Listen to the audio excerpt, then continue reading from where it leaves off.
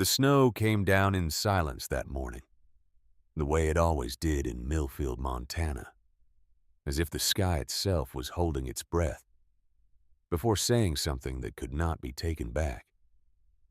A woman stood at the edge of town, her boots sinking slow into the fresh white powder, her breath rising in small clouds that disappeared before they reached the pine trees lining the road. She was not a young woman. Her hair had gone the color of birch bark years ago, silver white and fine, pinned back beneath a wool hat that had seen better winters. Her hands wrapped around the handles of a wooden cart were the hands of someone who had worked her whole life, knuckled and rough and certain. The knuckles were swollen from the cold and from the weeks of labor that had preceded this night, and they gripped the handles with a steadiness that had nothing to do with ease and everything to do with decision. She pushed the cart forward. One step, then another. The wind pressed against her like it was trying to stop her, like even the weather had an opinion about where she was going and what she was doing out here alone in the dark hours before dawn. She did not stop. Inside that cart, packed tight beneath a wool blanket, were crates of carrots, cabbage, and tomatoes, enough to feed families, enough to matter. She moved through the empty streets of Millfield without anyone asking her to, without anyone expecting her to arrive at all. She stopped in front of the largest house on the main road, the one with the carved oak door and the iron lantern above the porch now unlit. She stood there a moment looking at that door. Her jaw set, her eyes steady. Then she reached into the cart, lifted a bundle of carrots and a head of cabbage, walked up the 3 porch steps, and knocked. Nobody would have guessed watching her stand there that 6 months ago this woman had nothing. Not this house, not this town, not even a floor to sleep on. 6 months ago, a woman named Harriet Caldwell had been standing in a cemetery in the middle of a September afternoon, watching them lower her husband into the ground and wondering how much worse things were about to get. They got worse faster than she expected. George Caldwell had been a quiet man, the kind of man who fixed things without being asked and said less than he thought, and loved more than he ever let on out loud. He had farmed the land east of Millfield for 31 years. He had built their house with his own hands, or most of it anyway, and raised one son in it, and kept the roof repaired and the well running and the woodpile stacked every autumn without complaint. He died on a Tuesday morning in early September of 1889, in the field where he had spent most of his life face down in the soil he had turned over. So many times it knew the shape of his hands. A stroke, the doctor said. There was nothing to be done. He was gone before anyone found him. Harriet had been inside the house when it happened. She had been baking bread. The smell of it was still in the kitchen when the neighbor boy came running to the door. She had loved George Caldwell for 38 years. She had married him when she was 25 years old and still teaching the children of Millfield to read and write. And she had never once regretted it, not even on the hard years when the crops failed or the money ran short or the winter lasted too long. She had loved him the way you love a thing that becomes part of the structure of your life, the way you love the weight of a familiar chair or the sound of rain on a roof, you know. When he was gone, the silence he left behind was not just emotional. It was architectural. It changed the shape of every room. She would come into the kitchen in the morning and reach for the second cup. Before she remembered, and that reaching became the whole grief compressed into a single gesture, performed again and again in the weeks that followed, until the body learned slowly, and without wanting to, that the second cup was not needed anymore. She did not have the luxury of grief for long. George had put the house and the land in William's name. Their son. He had done it years ago. Some legal arrangement he and William had agreed to. For reasons Harriet had never been fully told something about taxes or inheritance. Something that had seemed sensible at the time, and now felt like a door being locked from the outside. The house she had lived in for 31 years, the house where she had raised her son and buried 2 cats and repaired the kitchen window 3 times, was not hers. It had never been hers, not on paper, and paper was all that mattered now. William was 38 years old and had his father's quietness, but none of his father's steadiness. He was a man who had always needed someone to lean on, and the person he leaned on was his wife Agnes. Agnes Caldwell. Born Agnes Pruitt had married William 11 years ago, and from the first week of that marriage she had made her position in the family clear. She was not unkind in an obvious way. She was the other kind, the kind that says reasonable things in a reasonable voice and ends up getting everything she wanted all along. She had a talent for framing her desires as sensible conclusions that any rational person would reach independently, so that when you found yourself agreeing with her, you felt not that you had been maneuvered, but that you had simply thought it through. 2 days after the funeral, while Harriet was still folding George's shirts in the bedroom, Agnes came and stood in the doorway. She said that she and William had been talking. She said they thought it might be best if the house had a fresh start. She said she understood this was difficult. She said Harriet was welcome to take her personal belongings, of course, and that they would give her a few days to make arrangements. Harriet set down the shirt she was holding. She looked at her daughter-in-law for a long moment. Agnes had the look of a woman who had rehearsed this conversation, who had anticipated the possible responses, and prepared for each one, who had already decided how it was going to end. Her expression was not cruel. It was something more difficult to argue with than cruelty. It was settled. Harriet looked past Agnes to the hallway where William stood with his hands in his pockets looking at the floor. She did not ask him to defend her. She already knew he would not. That was a thing she had understood about her son for a long time, though she had never let herself say it plainly. William loved her the way some men love their mothers, at a safe distance, where the love never has to cost them anything.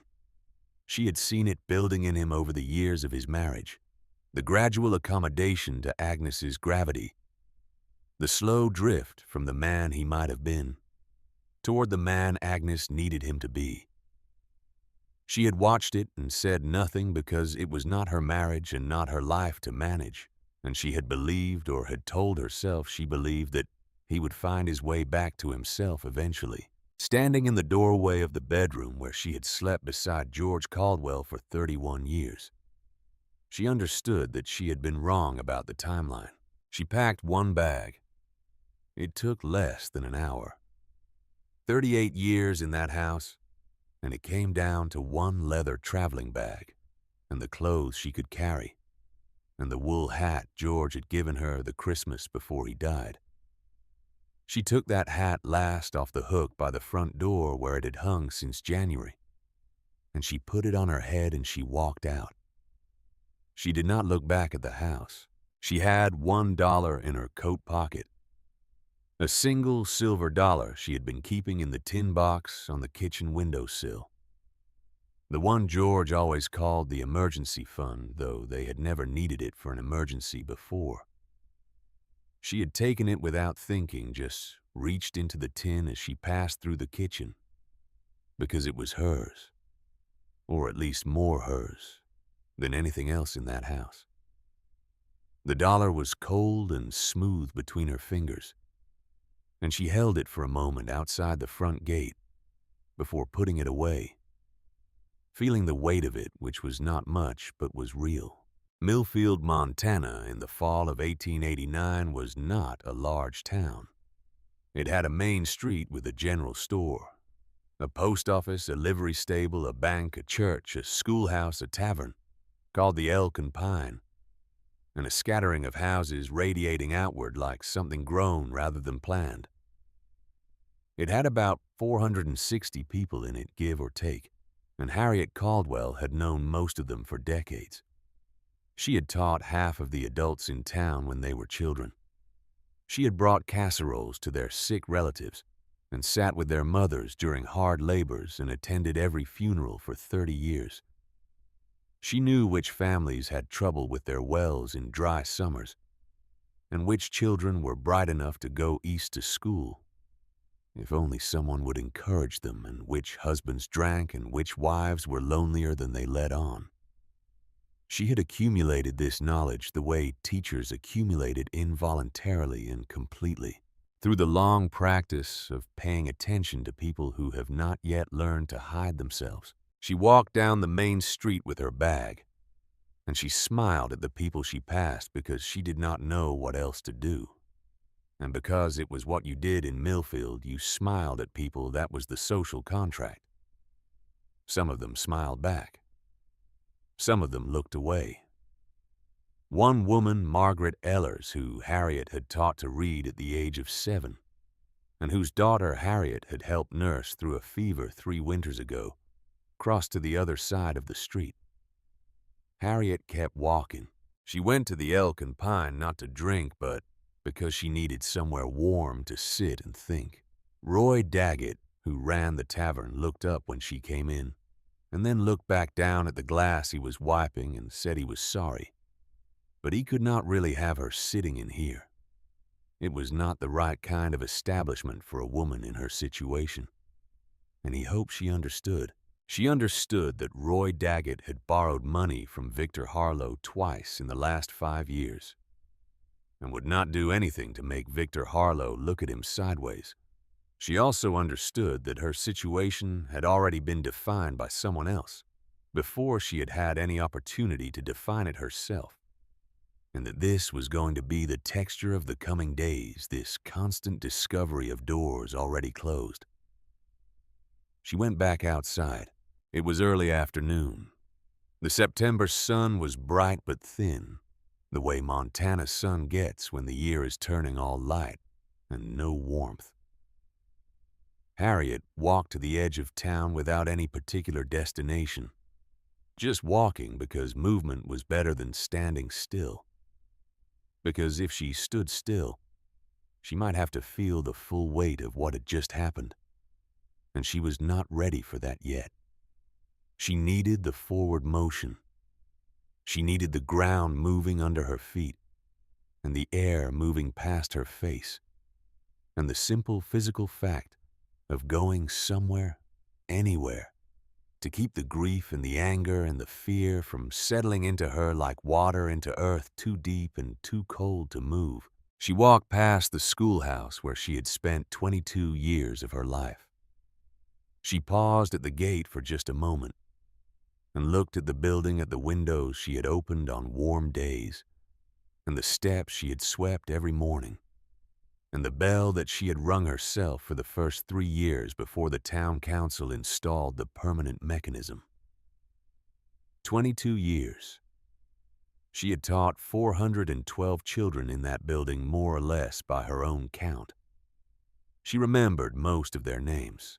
She walked past the church where she and George had been married, past the cemetery at the edge of the East Road, where George was now under fresh-turned earth that was probably still dark with moisture.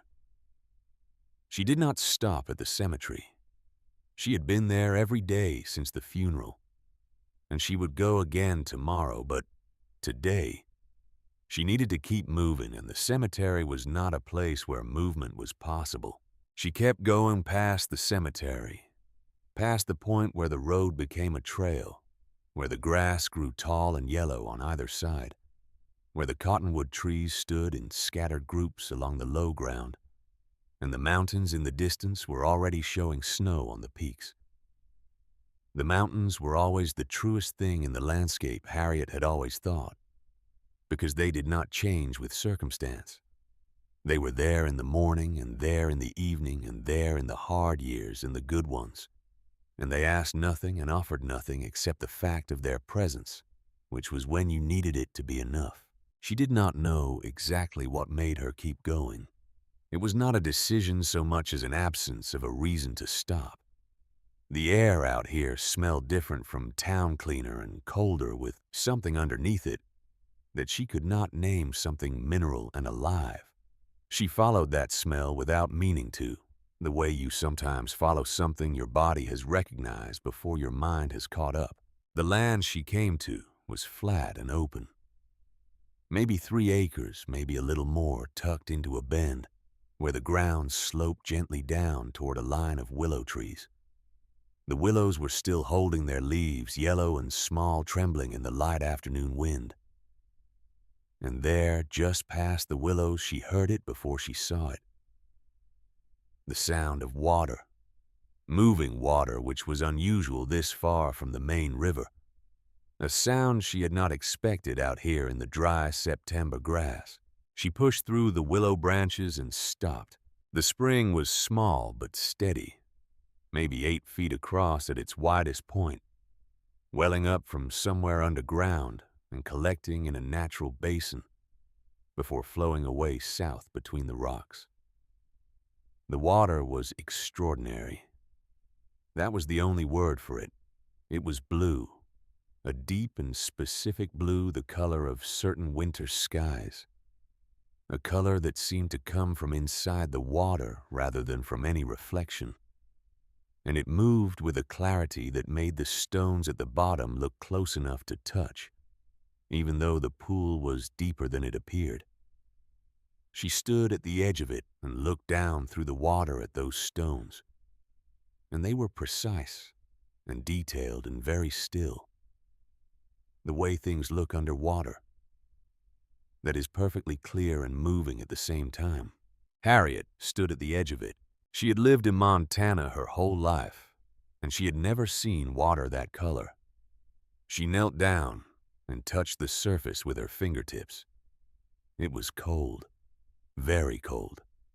Colder than the creek water, she knew, colder in a way that felt different. Not unpleasant, almost like the cold had properties beyond temperature, like it was doing something to the skin it touched. She pulled her hand back and looked at it, half expecting to see something different about her fingers. They looked the same. But something in her chest had shifted in the moment of contact, some small adjustment she could not account for, like a compass settling on north.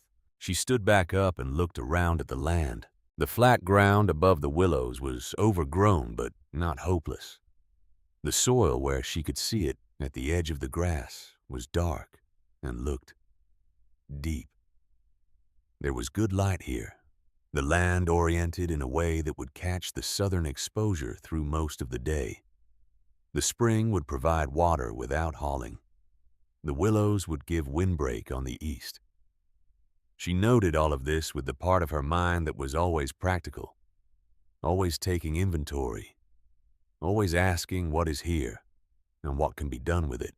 It was then she noticed the post. A wooden post, weathered gray and leaning slightly to the left, driven into the ground at the edge of the flatland above the willows. Nailed to it was a piece of rough board with words burned into the wood, faded but legible. Land for sale, $1, Blue Creek. She read it twice.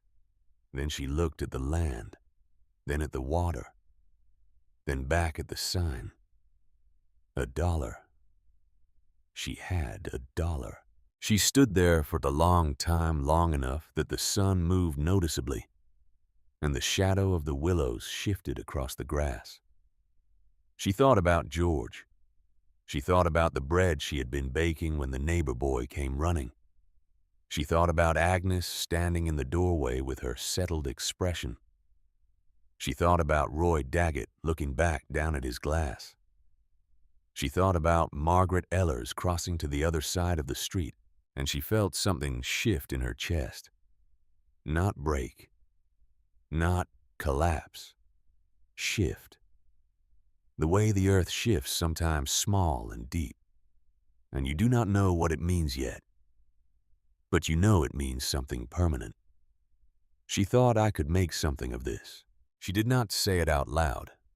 She just thought it standing there by the blue spring, with her one bag and her $1, and the September light going amber around her. It was not a grand feeling. It was quieter than that, more like a decision than an inspiration, like something being settled rather than something being begun. The distinction mattered to her because beginnings could be abandoned, but settlements had a different quality. They had the weight of arrival, the sense of a thing that had been in motion coming to rest in the right place. She turned and walked back to town. She went straight to the county land office, which was a small room at the back of the post office run by a man named Ellsworth Gibbs, who wore his hat indoors and had been registering land transactions in Millfield since before Harriet was teaching school. He looked up when she came in. He was a small man with careful eyes and the particular neatness of someone who takes the management of paper very seriously. She said she wanted to buy the Blue Creek parcel, the one with the sign. Ellsworth Gibbs looked at her over his reading glasses for a moment, without saying anything. Then he said the Blue Creek land had been listed for sale for 18 years, and nobody had ever come to buy it. Harriet asked if it was still for sale. He said it was. She put the silver dollar on his desk. He looked at it. He looked at her. He looked at the dollar again. The silence between them had a particular quality, not uncomfortable, but considered as if Ellsworth Gibbs was running through the transaction in his mind and finding nothing technically wrong with it and settling into that finding. Then he reached into his drawer and pulled out the standard form for a land transfer and began to fill it in. He did not ask why she wanted it. He was a man who understood that his job was to record things, not to judge them. She signed her name, Harriet Louise Caldwell. Her handwriting was a schoolteacher's handwriting, clear and deliberate, each letter formed with the intention of being readable, because she had spent 22 years telling children that handwriting was a courtesy to the reader, and she had believed it enough to practice it herself. He stamped the form and handed her the copy. She folded it carefully and put it in her coat pocket, right where the dollar had been. She walked out of the land office into the afternoon sun and stood on the wooden sidewalk for a moment. She was 63 years old, recently widowed, recently made homeless, in possession of one traveling bag, no money, and 3 acres of open land by a blue spring on the edge of town. She felt, in the most precise and practical sense, lighter than she had felt all day. What she did not know, could not have known, was that approximately 40 minutes before she walked into Ellsworth Gibbs' office, a man named Victor Harlow had been standing in his office on the 2nd floor of the Millfield Bank building, looking out his window at the street below, speaking to his associate, a thin man named Cutter, about the Blue Creek parcel. Victor Harlow was 58 years old and had come to Millfield 2 decades ago with a talent for acquiring things. He had started with the bank, then the largest grain contract in the county, then 3 parcels of farmland to the west, then a seat on the town council, then the position of mayor, which had been uncontested, because no one in Millfield particularly wanted to run against Victor Harlow, and everyone in Millfield understood without ever saying so aloud that this was simply the way things were. He was a tall man, well dressed by local standards, with the kind of face that looked trustworthy at a distance. Up close, there was something in the eyes that did not match the rest of it. Not cruelty exactly. Calculation. The look of a man who is always somewhere between his current sentence and his next move, who is never fully present in any conversation, because a portion of his attention is always in the future, where the consequences live. He had known about Blue Creek for 14 months. He had hired a surveyor named Hammond the previous summer, a man he brought in quietly from Bozeman to examine the spring and the surrounding land. Hammond had submitted his report in October of 1888, and Victor had read that report 4 times before locking it in his desk. What Hammond had found was that the water in the Blue Creek spring was unusually rich in dissolved minerals, primarily iron and magnesium, with smaller concentrations of other elements leaching from a deep limestone formation below the valley floor. It was the kind of water Hammond had written in his careful surveyor's language that had historically been associated with exceptional agricultural output when used for irrigation. There were examples in the geological literature. Springs of this type could produce crop yields 2 to 3 times what the surrounding soil would normally support. Victor understood what this meant. He had been a patient man for 14 months. He had not moved on the parcel immediately because he did not want to draw attention to his interest, because once people understood what he wanted, they tended to want it too. He had planned to acquire the land quietly in the spring of 1890 through a third party at the $1 listing price, when no one was paying attention, and the transaction would be buried under the noise of the spring planting season. He had not planned on Harriet Caldwell. When Cutter came back to his office that afternoon and told him a woman had just purchased the Blue Creek parcel at the land office, a woman named Caldwell, the widow Victor Harlow went very still for a moment. The particular stillness of a man who has been playing a long game and has just discovered that someone else has moved a piece he did not know was on the board. Then he asked Cutter to repeat what he had said. Cutter repeated it. Victor turned back to his window. Below on the main street, he could see Harriet Caldwell walking, her bag in hand, her step purposeful. She did not look like a woman who had just made a mistake. She looked like a woman who had just made a decision, which was a different thing entirely. And Victor Harlow was experienced enough to know the difference. He watched her for a moment. Then he said quietly to no one in particular that she would not last the winter. What he did not realize watching her walk away was that Harriet Caldwell had spent 30 years in a room full of children who were always testing the limits of what they could get away with. She had seen every version of the long game.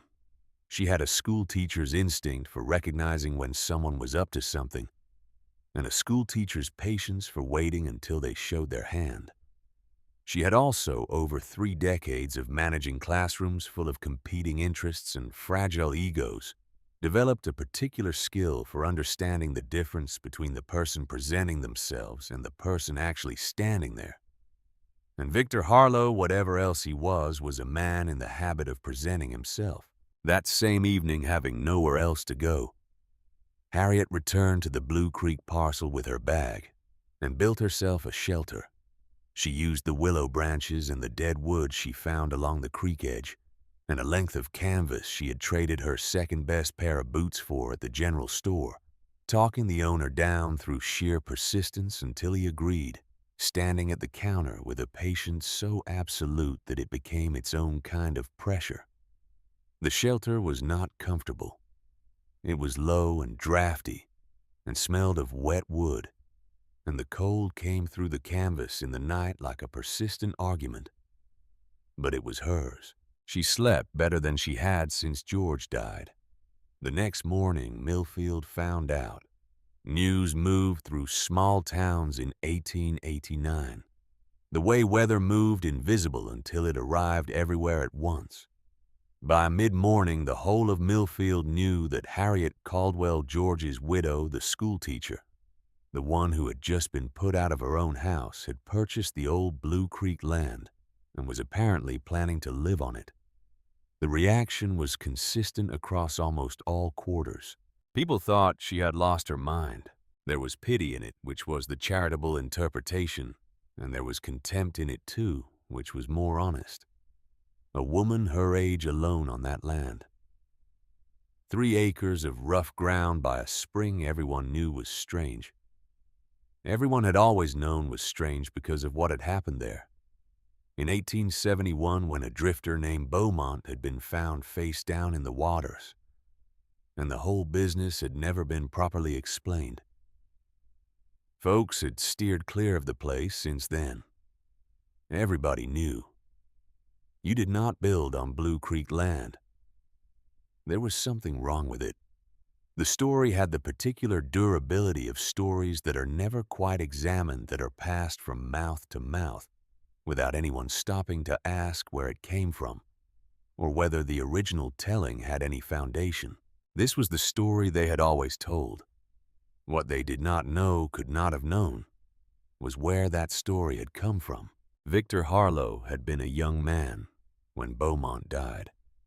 He had been one of the first people to arrive at the spring that morning.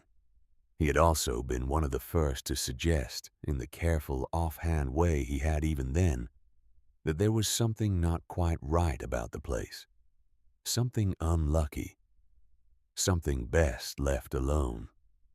Over the following years, as Victor grew into the most influential man in Millfield, the story had grown with him, fed by occasional remarks dropped in the right places in the tavern, at the general store, in conversations at the church steps. He had never said directly that the land was cursed. He had only ever said he would not feel right about it himself. That was enough. In a small town, in a particular era, that was more than enough. A man of Victor Harlow's standing did not need to say things directly. He only needed to imply them with the right gravity in the right rooms. Harriet did not know any of this yet. What she knew was that when she came into the general store that morning for seeds and basic tools, the conversation in the room stopped and then started again at a different pitch, and people looked at her the way they looked at things that made them uncomfortable. The owner, a man named Pruitt, who was in fact Agnes's distant cousin, helped her with minimal words and watched her go without the usual pleasantries. At the hardware counter, a man she had known for 20 years said in a tone that was not quite joking that she ought to think carefully before putting her savings into that particular piece of ground. She said she did not have any savings. He looked at her and then looked away. She bought what she could with the credit she managed to negotiate, based on nothing except her own reputation and the quiet, specific dignity with which she asked. There was an art to that kind of negotiation. She had learned it over many years of managing a schoolteacher's salary in a town where expenses did not always match the pay, and she applied it now with the full weight of her experience. She left with seeds, a trowel, a short-handled spade, and a coil of rope. She carried them back to Blue Creek in her arms. Agnes came that afternoon. She did not come alone.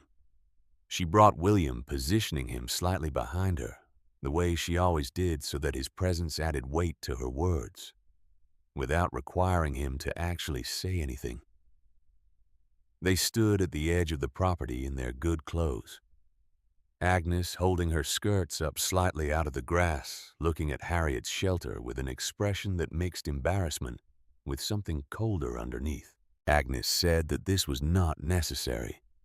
She said Harriet was being dramatic. She said there was a perfectly reasonable solution available that did not involve anyone sleeping under canvas in September. Harriet asked what solution Agnes had in mind. Agnes said they had an arrangement in mind. A room in the house in exchange for Harriet helping with the children and the household. Work. Harriet looked at her son. William looked at the ground. She thought of 38 years in a kitchen that was now someone else's. She thought of folding George's shirts while her daughter-in-law stood in the doorway. She thought of what it would mean to go back. Not just to the house, but to the version of herself that had always done what was needed, always absorbed what was asked, always made herself smaller to fit whatever space was left after everyone else took their portion. She had been doing that for 63 years. She had been good at it. She had told herself for most of those years that this was simply what was required, that this was the practical shape of a life, that the smallness was not diminishment, but accommodation. And accommodation was not weakness, but wisdom. Standing by the blue spring in the September afternoon with her spade in the ground, she understood that she had been telling herself a particular story, and it was time to stop telling it. She said, "Thank you, but no." Agnes's expression shifted, that small movement beneath the surface that Harriet had learned to watch for the brief relinquishing of the settled look when something had not gone according to plan. Agnes said that people were talking. She said it was embarrassing, frankly, for everyone. She said that whatever Harriet thought she was going to do out here, she needed to think about her age, her situation, the practical reality. Harriet picked up her spade. She said she had thinking to do, and she would prefer to do it in peace. Agnes opened her mouth and closed it again. Then she turned and walked back toward the road, and William followed her, and Harriet watched them go, and then turned back to her land. She pushed the blade of the spade into the earth. The soil was harder than she expected, compacted and dry from the summer, full of grass roots that resisted the metal. Her shoulders ached after the first 6 inches. Her lower back, which had been speaking to her increasingly over the past decade, made its position on the matter very clear. She stopped, straightened, pressed one hand into the small of her back, looked at the thin line of turned earth in front of her, and considered. Then she bent back down and kept going. She worked until the light failed. By the time she stopped, she had turned a strip of ground about 10 feet long and 18 inches wide enough for one row of something not much, but more than nothing and more than she had had this morning. She had blisters forming on both palms. She had dirt under every fingernail. She had a thirst like she had not felt since she was young and healthy and capable of working herself past her limits without consequence. She went to the spring. She knelt at the edge of the blue water and cupped her hands and drank. The cold hit her throat and moved through her, and she sat back on her heels with her eyes closed for a moment. She had expected it to taste like the creek water she knew, flat and iron-tinged. It did not. It tasted of something she did not have a name for, something clean in a way that felt almost ancient, like water from a place that had not been disturbed in a very long time, something that the ground had been holding and refining over years beyond counting, pressing it up through limestone and mineral beds until it arrived here at this surface, at this particular quality of cold and clarity. She drank again. When she opened her eyes, the sun was going down behind the western mountains, and the sky above Millfield was turning the colors that Montana skies turn in September: orange and rose, and a deep blue violet that started at the horizon and darkened upward into something that was almost indigo. She sat by the spring in the fading light and thought about George. She thought about the first winter they were married, when the wood stove pipe came loose at 2 in the morning in a January cold snap, and they had both spent 3 hours in the dark, fixing it, passing the lantern back and forth, both of them too tired to be frightened and too cold to be anything but practical. She thought about how he had laughed afterward, that quiet laugh he had, the one he kept mostly for her. She thought about his hands, which were large and careful, and never wasted emotion, and she thought about how those hands had touched the same earth where she was now kneeling, and had understood something about it that she was only beginning to learn. She thought about how he had believed in her quietly and consistently for 38 years, the way he had believed in the land, not because it always gave him what he wanted, but because he understood that things took time, that the work itself was the point, that the outcome was just what happened when you did not stop.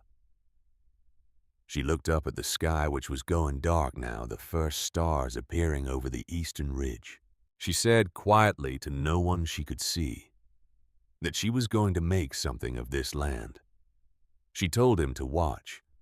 Then she crawled into her canvas shelter, wrapped herself in the blanket she had brought, and slept. She was up before the sun. That was not unusual for Harriet Caldwell. She had been waking before dawn for most of her adult life first, because the school day started early, and preparation took time. Then because George had always been up before light, and she had matched his rhythms without thinking about it until those rhythms became her own.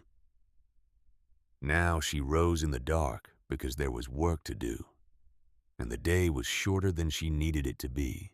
October in Montana does not ease you into itself. It arrives with intention. The mornings carried a cold that had teeth in it, and the ground, which had been merely hard when she first broke it, was now beginning to stiffen in the deeper layers where the frost was starting to move down from the surface. She had to work faster than the season. She understood this the way she understood most practical things. Not with panic, but with a clear-eyed assessment of the distance between where she was and where she needed to be. And then with the steady application of whatever she had available to close that distance. She had turned the ground in sections. Starting from the edge nearest the spring, she had worked outward each day, breaking the soil and turning it, pulling up the deep grass roots and setting them aside, loosening the earth to a depth that seeds could reach down into and find purchase. Her method was not efficient by any farming standard.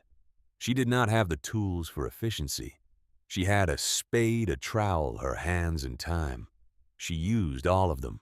The mounding was her own invention, something she had read about once in a pamphlet, left at the school by a traveling agriculturalist, and had filed away in the back of her mind alongside irregular French verbs and the dates of the major battles of the Revolutionary War information she had always believed would be useful someday, even if she could not say exactly when.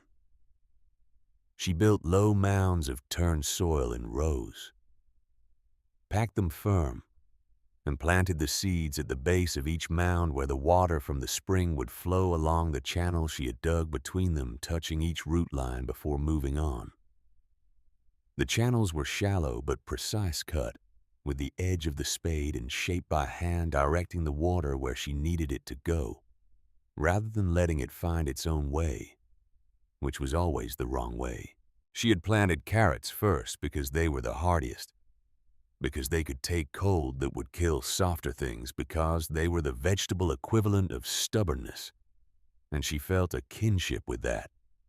Then cabbage in the outer rows where they had more room to spread. Then closer to the spring where the ground stayed warmest and the light lasted longest. In the afternoon, the tomatoes, which were the most ambitious choice given the season, but which she planted anyway because George had always grown tomatoes, and because she was not in the habit of letting the practical argument win against everything else. She carried water from the spring to the planted rows every morning and every evening. The distance was not great, perhaps 30 yards from the spring to the far edge of her planting, but she did it in multiple trips because the containers she had were small. A tin pail and a ceramic jug.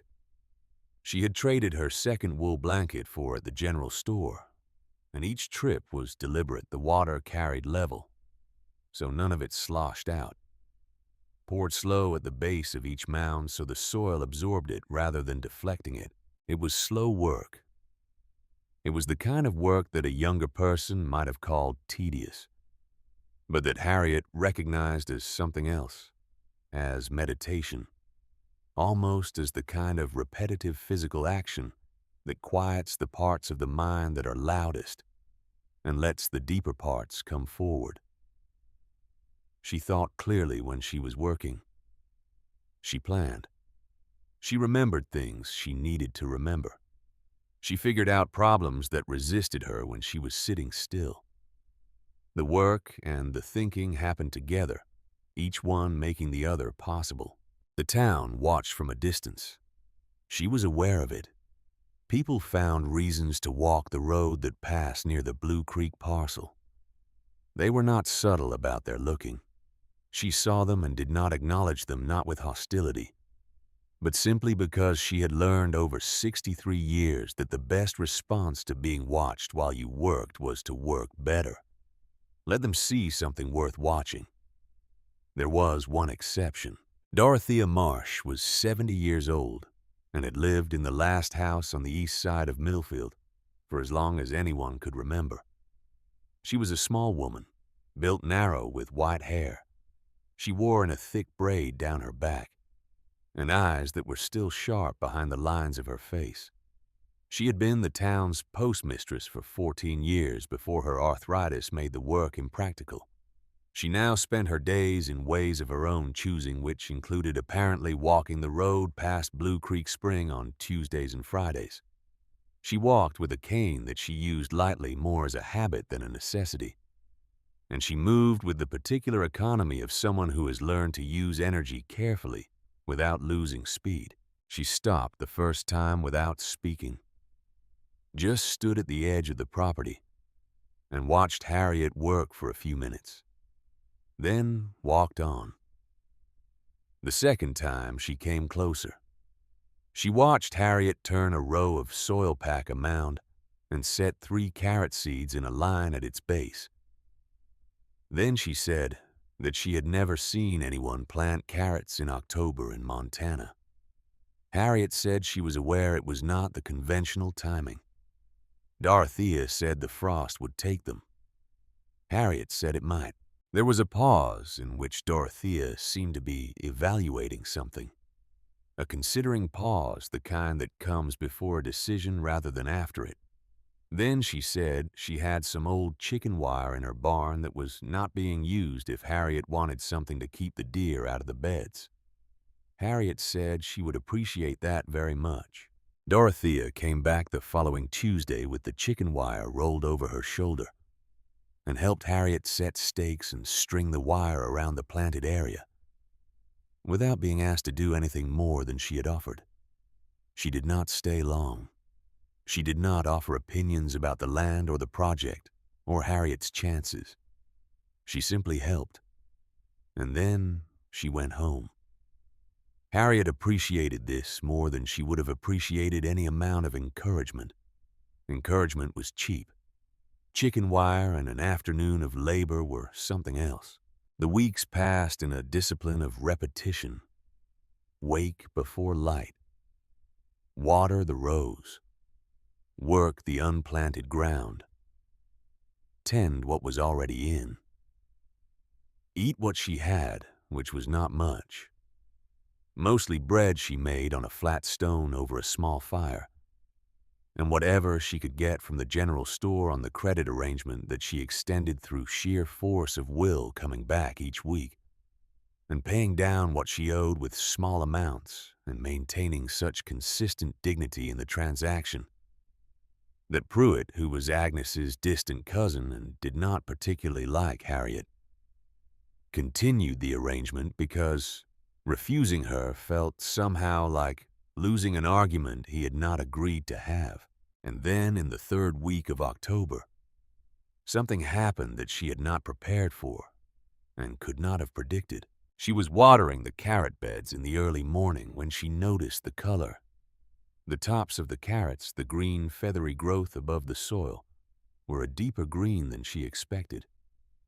Darker and fuller than the carrot tops she had grown in her kitchen garden at the old house, which had been a reasonable garden in good soil with adequate water. These were something beyond reasonable. She set down her pail and crouched at the edge of the row and looked more carefully. She pushed her fingers into the soil near the base of one mound and felt carefully until she touched the top of a growing carrot. What she found was a root that had developed well beyond what 3 weeks in October ground should have produced. She pulled it. It came out clean and straight, not full size, but firm and heavy for its age, with a color at the tip that was a deep, vivid orange, almost startling more vivid than any carrot she had pulled from ordinary ground. She brushed the soil off it and bit into the end. The sweetness stopped her. She sat back on her heels with the half-eaten carrot in her hand and thought about that taste. It was not the sweetness of sugar. It was something more complex and alive than that. A sweetness that had depth underneath it that tasted like what carrots were supposed to taste like before you forgot what that meant. There was something mineral in it too. Some quality she could not name, a completeness, as if the carrot had been given everything it needed and had used all of it. She had been eating carrots her whole life. She had grown carrots. She had never tasted a carrot that tasted like this one. She looked at the spring. The water moved through its channel, blue and clear and cold, running through the small ditch she had dug along the south edge of the planting rows. She thought about the taste of the water she drank from it every morning, that quality she had noticed from the first, and kept noticing that cleanness that went beyond what ordinary cold water tasted like. She thought about the exceptional quality of what was growing in front of her. She did not have the language of geology or agricultural science. She did not know the words for what was in that water. What she had was the evidence of her own senses, the taste, the growth, the color, the weight of the carrot in her hand. And she trusted those things the way she had always trusted. Careful observation over received opinion. Something in that water was doing something to the soil, and through the soil to the plants. That was what she knew. That was enough. She went back to work. The following Tuesday, Dorothea came again. She walked along the planted rows without speaking for a long time, bending now and then to look more closely at something. Her hands clasped behind her back, moving with the slow, deliberate attention of someone who takes what they are seeing seriously. Then she stopped at the carrot rows and straightened up. She said she had been gardening in Millfield for 50 years. She said she had never seen anything like this growing in October. Harriet said the water made a difference. Dorothea was quiet for a moment. Then she said she would like to take one carrot home if that was all right. Harriet said of course. The following Friday, Dorothea came back. She did not bring anything. She stood at the edge of the property and called out that she had eaten the carrot the night before, and she had not tasted anything like it in 40 years. And she had grown up on a farm in Ohio, where the soil was as good as soil gets. And she just thought Harriet ought to know that. Then she turned and walked back toward town. Harriet watched her go and then went back to what she was doing, but she noted it the way she had always noted important information, quietly and carefully, and without letting the significance of it show on her face until she had time to think about what it meant. What it meant, she believed, was that the quality of what she was growing was real and verifiable things had a way of eventually becoming common knowledge, regardless of what anyone's expectations had been at the start. Victor Harlow came 11 days later.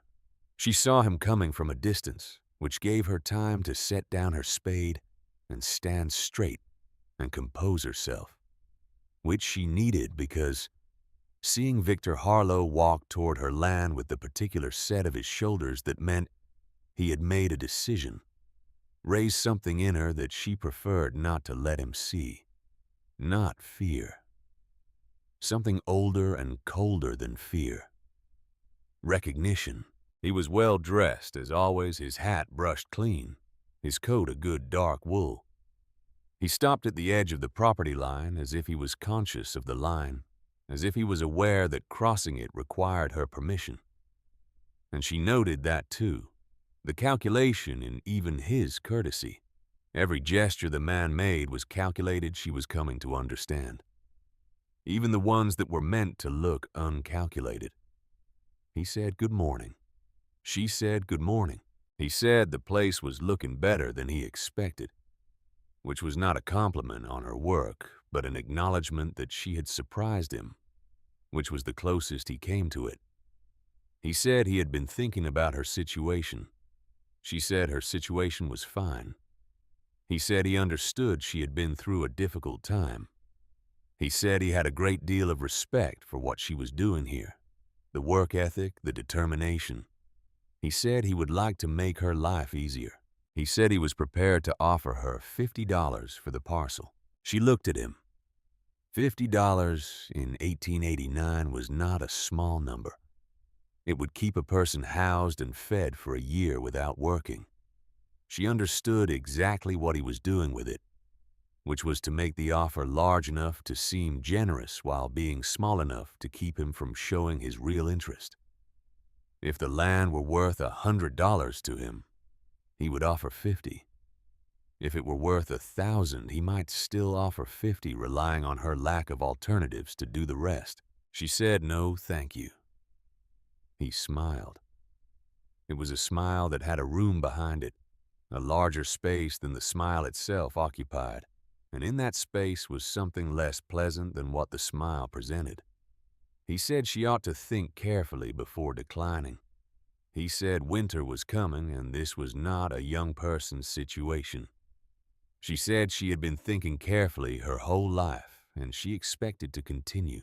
He looked at her for a moment in a way that reclassified her from an inconvenience to a problem that would require a different kind of solution.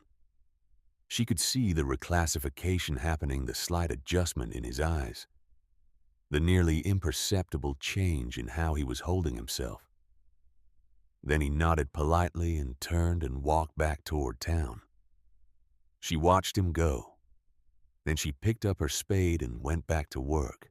She thought while she worked about Roy Daggett and his borrowed money.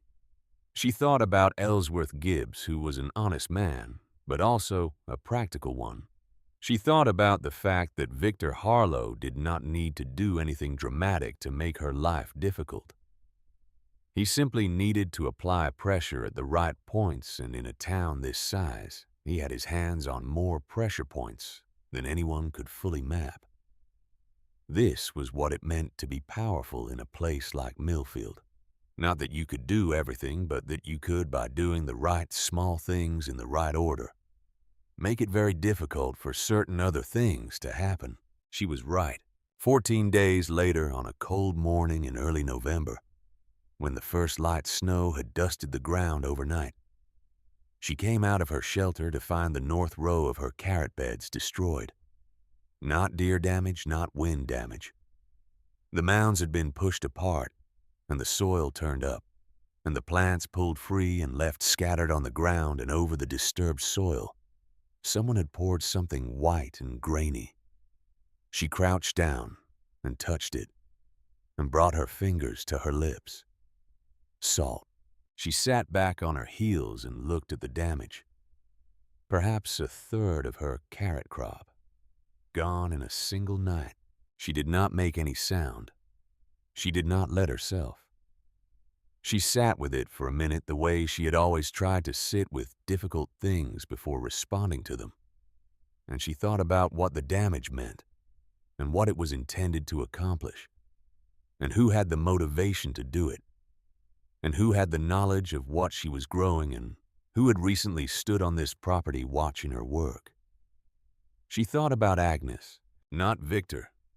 Victor Harlow did his damage through official channels and social pressure, through the management of perception and the application of institutional weight. This was something smaller and more personal. This was spite dressed up as strategy. Agnes had been here. Agnes had seen the rows in the spring and the quality of what was growing. Agnes, who was frightened of what Harriet's success might mean, who had built her security on the assumption that Harriet would eventually accept the terms being offered. She said nothing to anyone. She cleared the destroyed rows, worked the salt out of the soil as best she could, with repeated watering from the spring, and replanted what seeds she had left. She lost 10 days of growth she could not afford to lose. She adjusted her plan to account for it and kept going. And she watched. She had spent 30 years in a classroom full of children who thought they were getting away with things. She knew how to watch without appearing to watch. She knew how to be apparently absorbed in one thing while tracking something else entirely.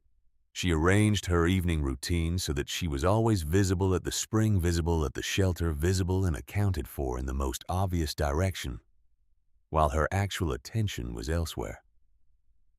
On the fourth night, she saw Agnes. It was past midnight, cold enough that her breath came in visible clouds, and she was lying still in the shadow of the willows with her blanket pulled over her, and a patience that she had had to fight for in the first 2 nights. But that had become easier as the nights went on. She saw the figure come along the south edge of the field in the dark, moving with the particular careful step of someone who knows they should not be there.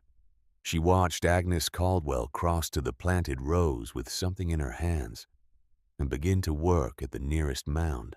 Harriet stood up. She did not raise her voice. She walked across the frozen ground at a normal pace, and she stopped 6 feet from Agnes, and she said her name once quietly. Agnes spun around. Her face in the darkness was very clear, the way faces are when they have been caught doing something they knew was wrong. She was holding a small cloth sack, half empty, and there was white powder on her dark gloves. They looked at each other for a long moment. Harriet thought about what she could say. She could threaten. She could raise her voice and bring the matter to public attention in the morning. She could make this into the scene it deserved to be. Instead, she thought about what Agnes actually was, which was a frightened woman who had married a man she could control and built a life on the assumption that the boundaries of that life would hold, and who was now watching an old woman refuse to disappear the way she was supposed to, and who was frightened in the way that people are frightened when the architecture of their assumptions begins to shift.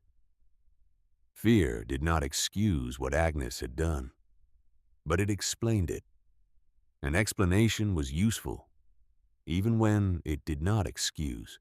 She said that she felt sorry for Agnes. She said that George would have felt sorry for her too. Agnes opened her mouth. Nothing came out. Harriet turned and walked back to her shelter. She heard Agnes leave footsteps quick and retreating, and she crawled back under her blanket and lay there in the dark, thinking. The damage that night was minor. Agnes had not had time to do much before she was caught. But more importantly, Harriet now had something she had not had before. Agnes knew that she knew. And Agnes, who was calculating above all things, would now have to calculate whether it was worth continuing. She stopped coming. The sabotage ended. William came instead. He came on a cold Saturday morning alone, which was unusual enough that Harriet noted it before he opened his mouth. He stood at the edge of the property in a coat that was not warm enough for the weather, his hands in his pockets, looking at his mother with the expression of a man who has been arguing with himself the whole way there and has not yet settled the argument. He said he wanted her to come home.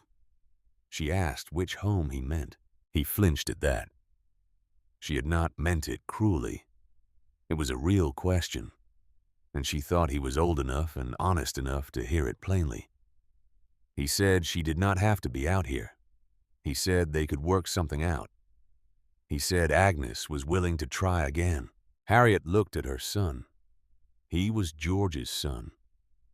She could see that in the way he carried his shoulders, in the specific angle of his jaw, in the eyes that were George's eyes underneath all the acquired uncertainty.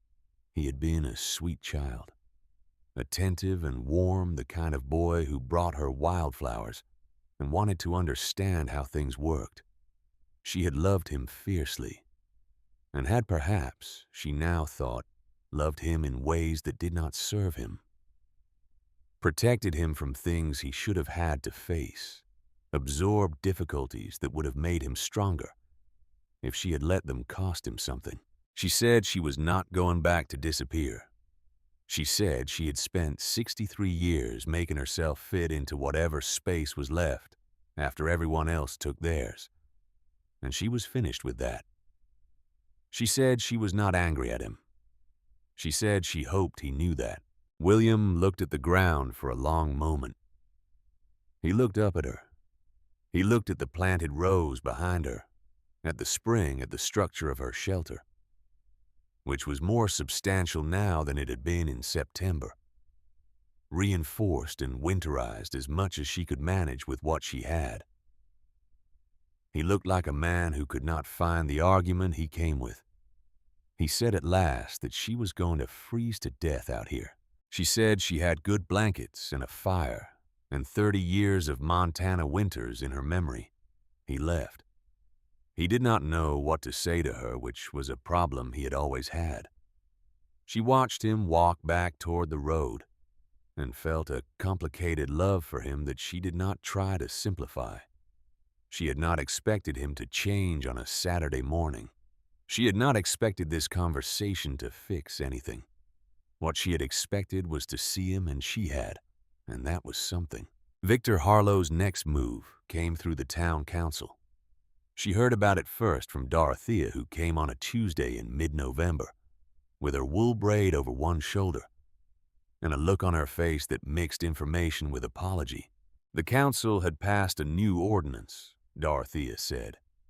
Agricultural land within the town limits required fencing a specific type of fencing post and rail construction to a defined height to be completed within 90 days of the ordinance taking effect. Properties not in compliance would be subject to forfeiture proceedings. Harriet listened to this carefully. She asked when the ordinance had been proposed. Dorothea said it had appeared on the council agenda 4 days ago and been passed at an emergency session the following evening, which was not the normal procedure, but which Victor Harlow, as mayor, had the authority to call under exceptional circumstances. Harriet asked what the exceptional circumstances were. Dorothea said the stated reason was public safety and livestock management. They looked at each other for a moment in the way that two intelligent women who have lived long enough to recognize a particular kind of maneuvering look at each other when they are both looking at the same thing. Harriet said she understood. Post and rail fencing. She did not have the money for materials. She did not have the tools for construction beyond what she already owned. She did not have the physical capacity to build 150 feet of proper rail fence alone, not in 90 days, not in November and December in Montana. Victor knew all of this.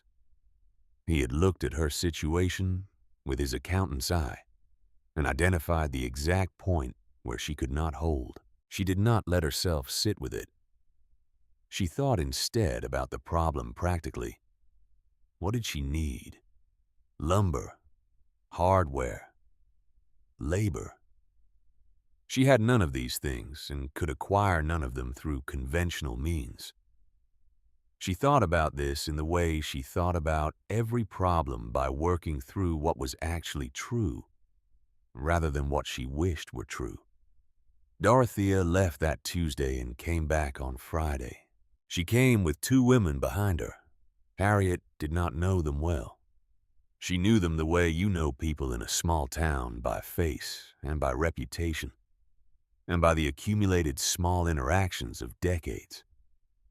Gertrude Pollard, who was in her late 60s and had run the church sewing circle for 20 years, a woman whose practical organizational intelligence had been applied to quilt patterns and charity drives for decades, and was now being applied to something with a different kind of urgency.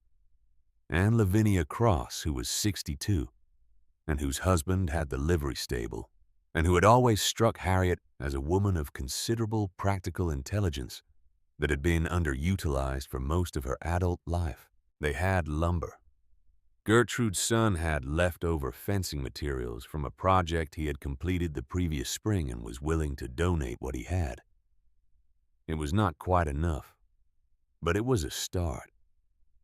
By the following Tuesday, there were 7 of them. They arrived in the morning cold without being asked. Nobody announced it or organized it beyond whatever conversations had happened at the sewing circle and at the church steps and over fences between houses.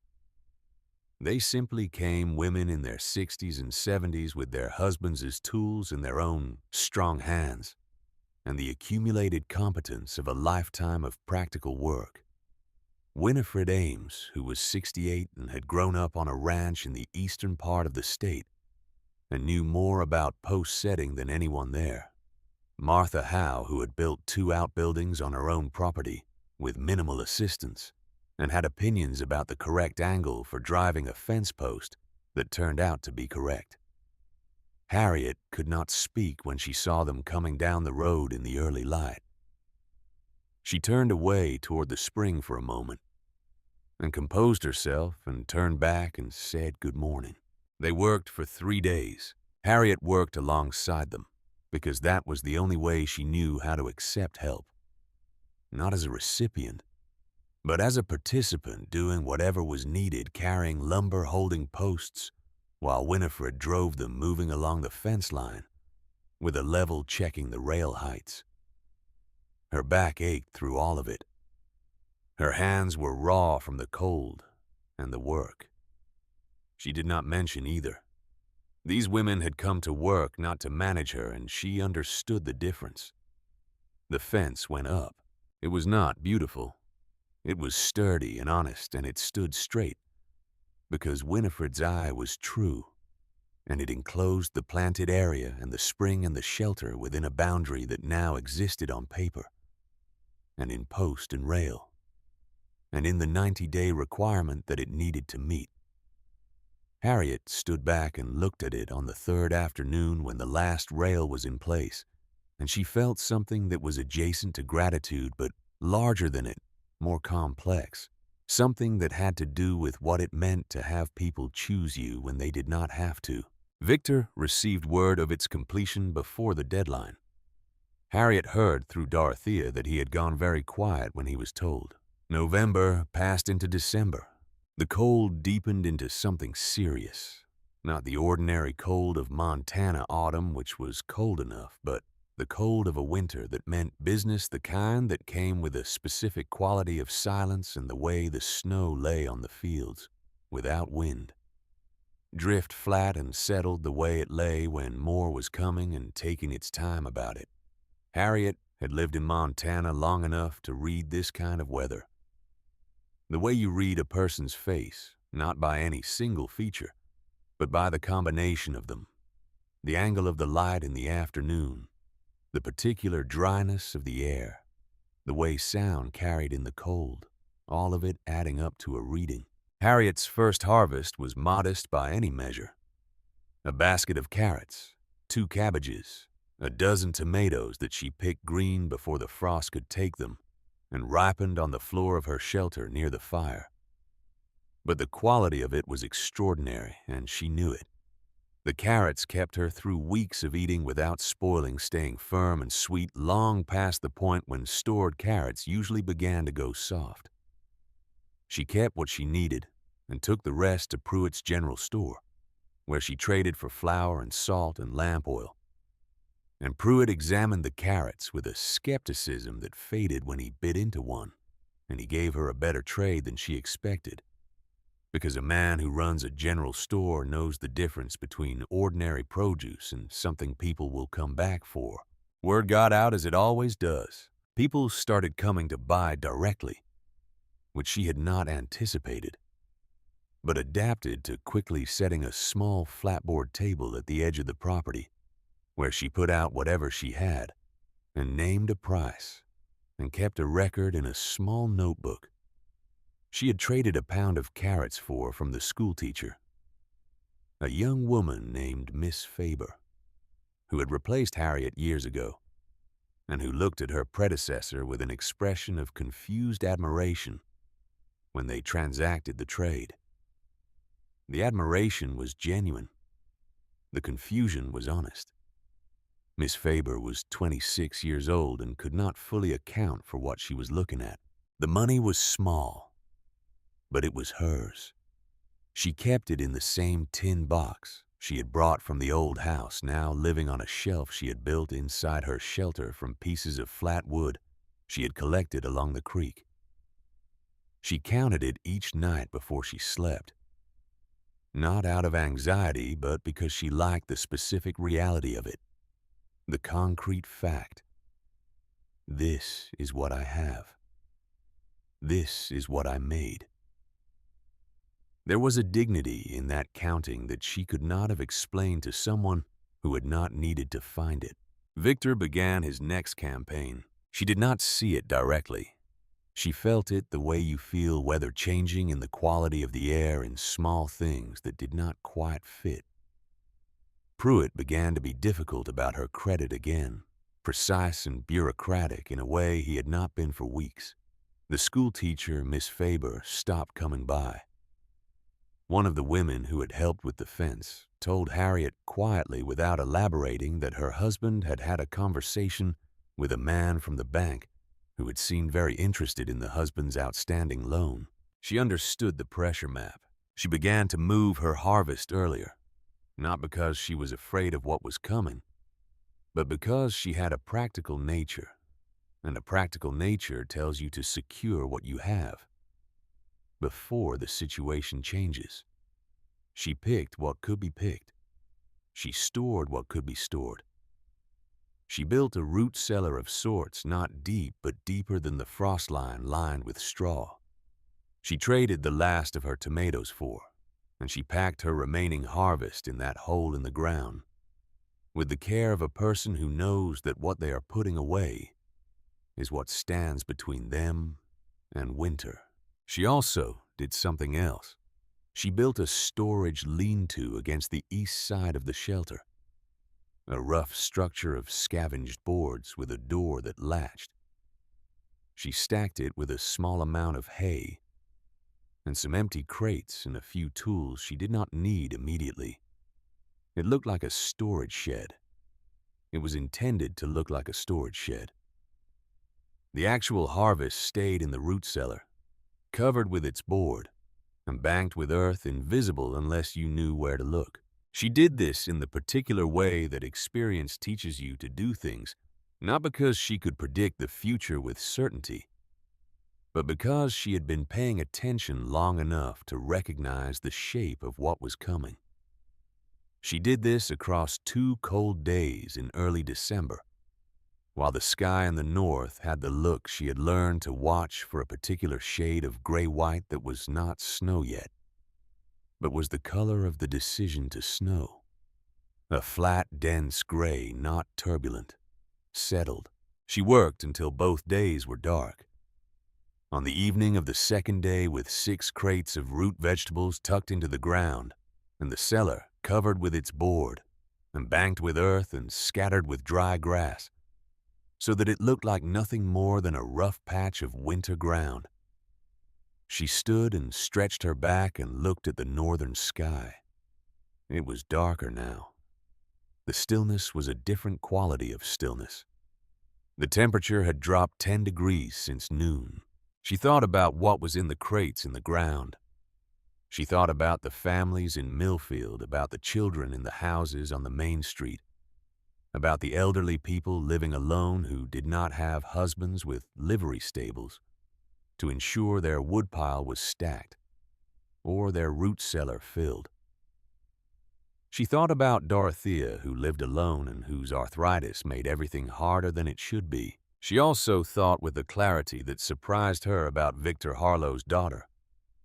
She had seen the child twice in town.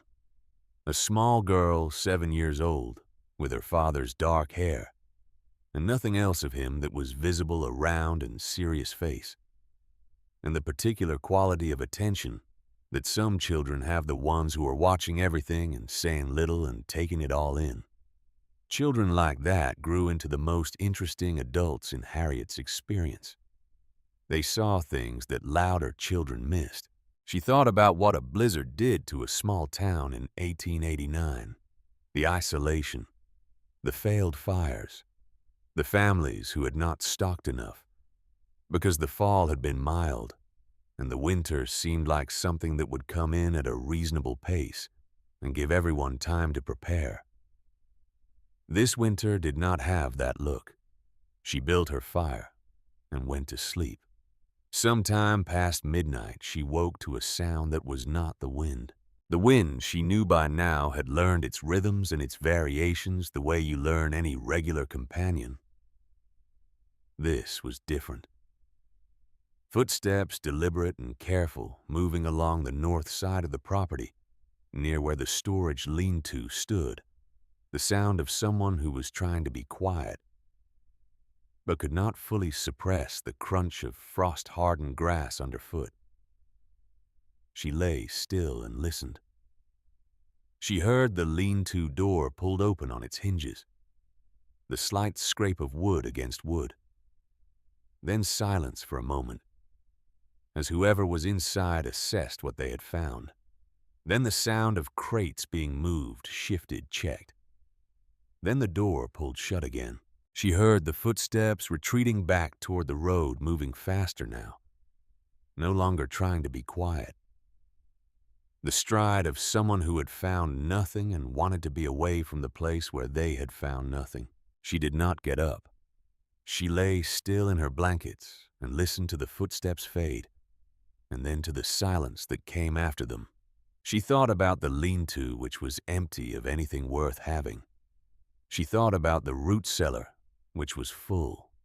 She thought about the distance between those two things and what it meant that someone had known or suspected and had come at midnight to act on that knowledge. Victor Harlow had sent someone, and tonight Victor Harlow's someone had found nothing. She thought that was worth something. She thought it was worth quite a lot. Then she closed her eyes. At some point deeper in the night, she woke to a sound she recognized before she was fully conscious. The specific tone of wind that has made a decision about where it is going and intends to arrive with its full self.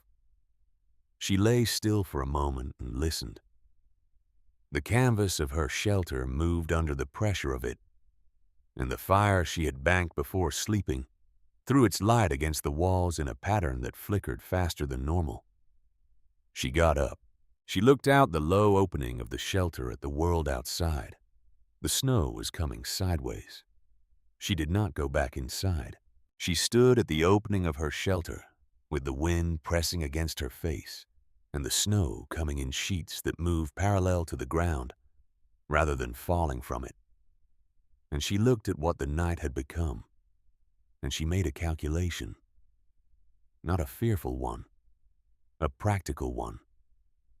The kind of calculation she had been making her whole life. The kind that starts with what is true and ends with what must be done. What was true was this. The temperature had dropped well past the point of danger. The wind had the sustained quality of a storm that had not arrived yet, but was only beginning to arrive, which meant the worst was still ahead, and the worst would last. The snow on the ground was already past her boot tops, where it had drifted against the south side of her shelter, and the drifts were still building. She could hear the way the wind moved through the willow branches along the creek. A specific high sound, almost musical, that she knew from Montana winters meant the cold was deep and the storm was genuine and not the kind that passed by morning.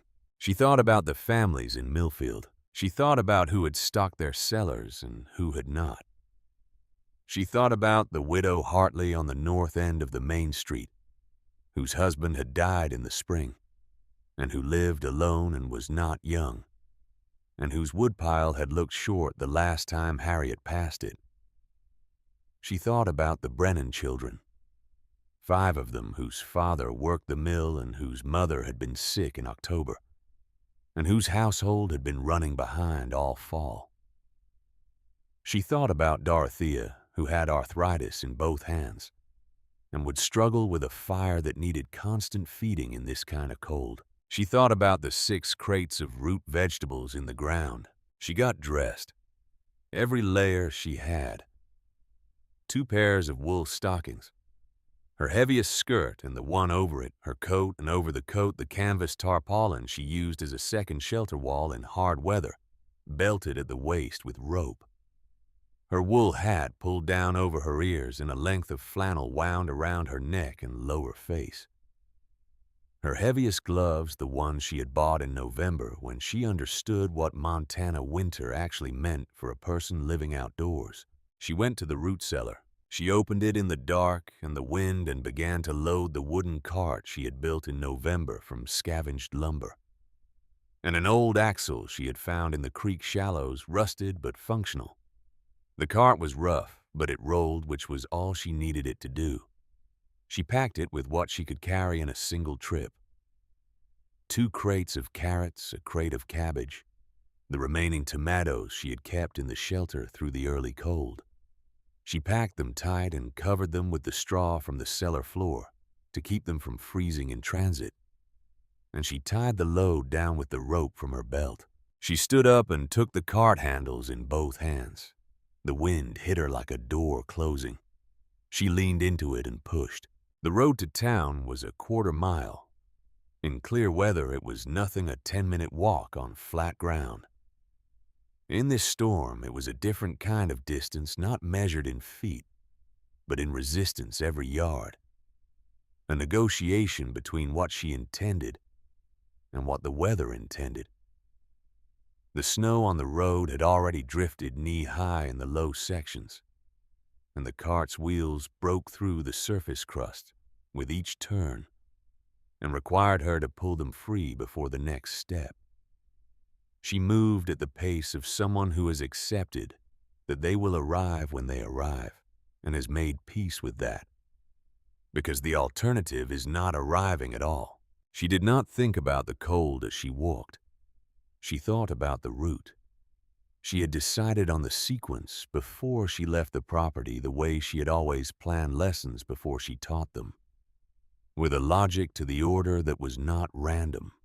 She would take the main street from north to south, stopping at each house where she knew the situation was uncertain. She would start at the far end and work back toward the spring, so that her return trip would be easier. She would start with Victor Harlow's house. She had decided this at the shelter when she was still loading the cart, and she had made the decision with the same quiet practicality with which she had made every other decision that autumn.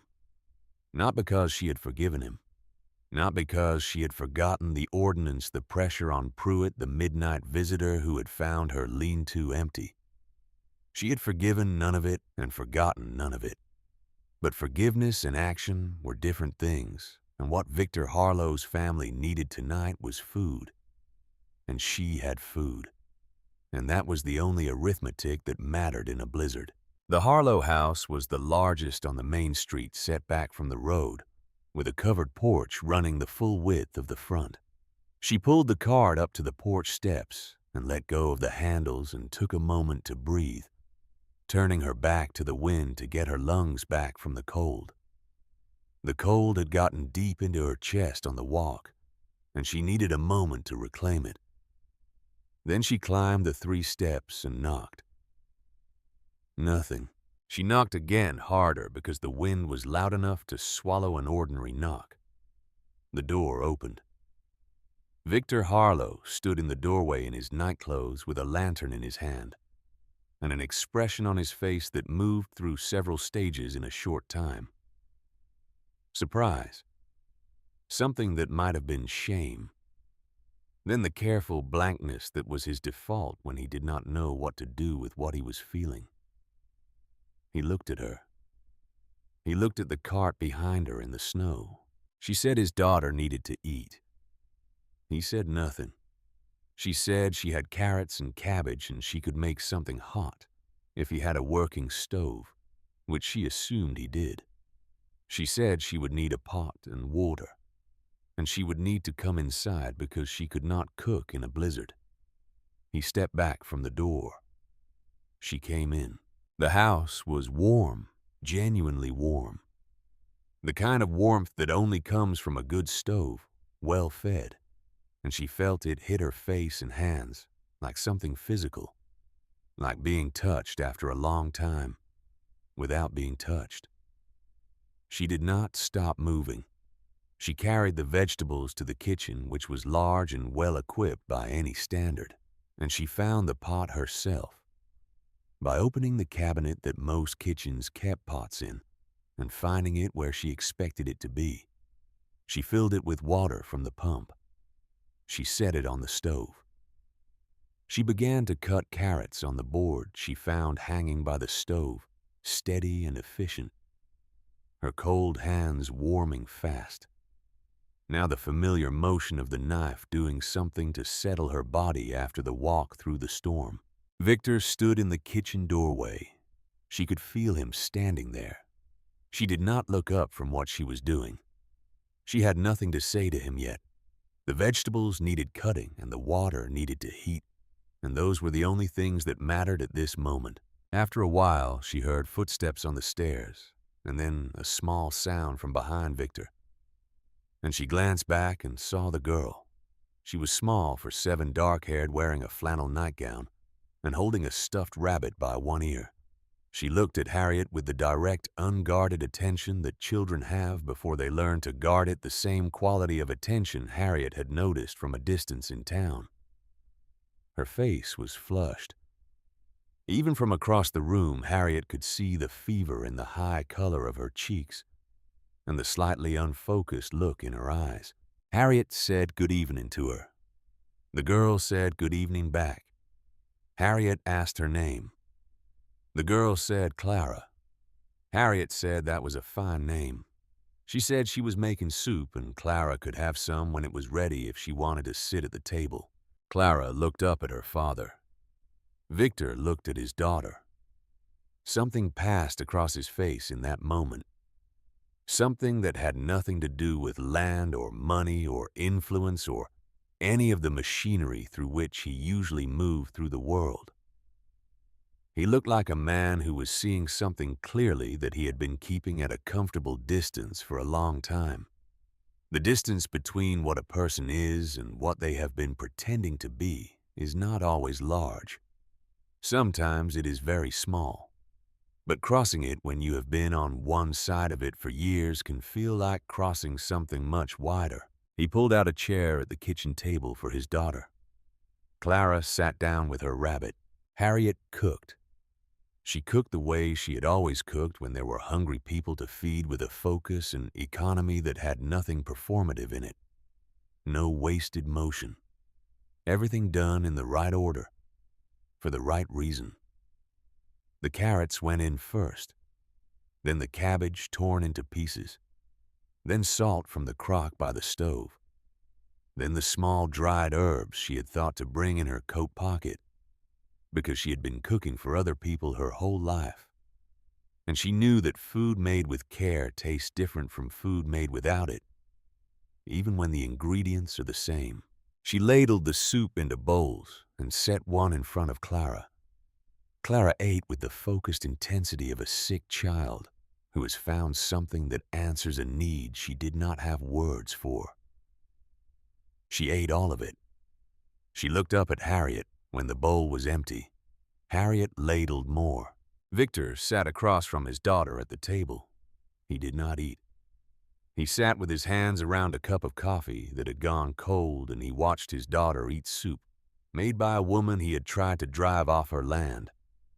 And he did not say anything for a long time. The silence between him and Harriet was not the silence of two people who have nothing to say. It was the silence of two people who have too much and have agreed without speaking to let the child and the soup be enough for this hour. Harriet sat with Clara after the soup because the child was sick and the fever needed watching in, because no child should sit alone with a fever in a storm. She felt the girl's forehead with the back of her hand, the way she had felt the foreheads of her own son and the children in her classroom over 30 years. And she made assessments and adjustments.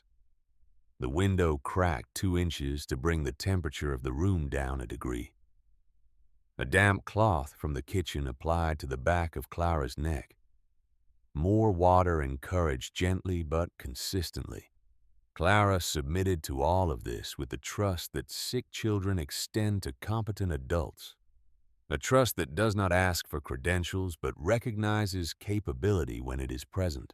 Victor stayed in the room. He did not interfere. He sat in the corner chair and watched.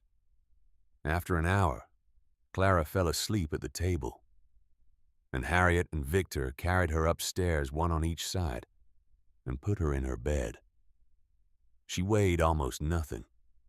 Harriet tucked the blankets around her and touched her forehead once more, and the fever was lower than it had been, moving in the right direction.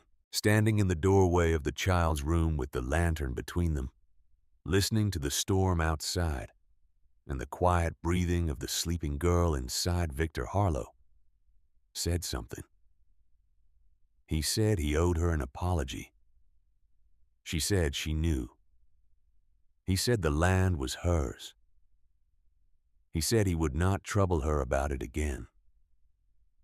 He said he would go to the council in the morning when the storm allowed and have the fencing ordinance repealed. She looked at him in the lantern light. He was not a small man, and he did not look small, but he looked reduced in the way that powerful people look when the thing they have been using their power to avoid catches up with them anyway. She did not feel triumph. She had never wanted to defeat Victor Harlow. She had only wanted to be left to do her work. Those were not the same thing, and the difference between them said something about who she was and who he had assumed she was. She said she would hold him to that. Then she went back downstairs, put on her coat and her tarpaulin and her layers, collected her empty crates, and went back out into the storm. The rest of the night is the part that Millfield talked about for years afterward, passed from person to person, until it became one of those stories that a community keeps as a kind of common property, a thing that belongs to everyone because it was witnessed by everyone, and because it says something true about what people are at their best. Harriet moved through the town in the dark and the blizzard for 4 hours. She went to every house on her list. The widow Hartley, who opened her door in 2 layers of shawls and wept without making a sound when she saw what was in the cart, a silent weeping that was more expressive than any sound she could have made. The Brennan family, where the mother was still not well, and the 5 children had eaten the last of their bread for supper, and stood in a row in the hallway looking at Harriet, with the wide-open faces of children who do not yet know how to conceal their relief.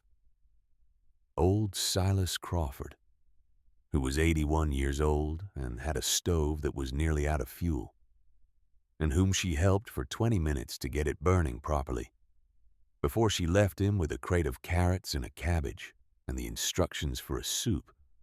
She made him repeat back to her before she felt confident leaving him alone with it. She went to Dorothea's house last because it was the furthest from her route, and also because she knew Dorothea would be all right, would be managing, would be exactly who Dorothea always was, which proved correct. Dorothea opened the door in full dress, including her braid done up neat, and a fire behind her that was doing its job well. She had lit extra lamps, and there was a pot of something on her own stove, and she had the look of a woman who has identified what needed to be done and has gotten on with it. She looked at Harriet, standing in the storm with her empty cart. She said she had already heard that someone was going door to door. She said she had suspected it was Harriet before anyone confirmed it. Harriet said she had vegetables left if Dorothea needed them. Dorothea said she was fine. Then she said, "Come in before you die on my front step," and Harriet came in and sat by the fire and drank the cup of tea Dorothea made without asking, and let her hands and feet come back to themselves in the warmth. They sat in Dorothea's kitchen without speaking much, which was the kind of companionship that does not need speech to be real. The storm pressed against the windows. The fire did its work. Harriet's coat steamed gently in the heat, and her hands around the cup stopped shaking, and her back, which had been speaking to her in increasingly insistent terms since the third house on her route, settled into a dull and manageable ache. Dorothea said at last that what Harriet had done tonight was something. Harriet said someone had to do it. Dorothea said that was not the answer. Harriet thought about it for a moment.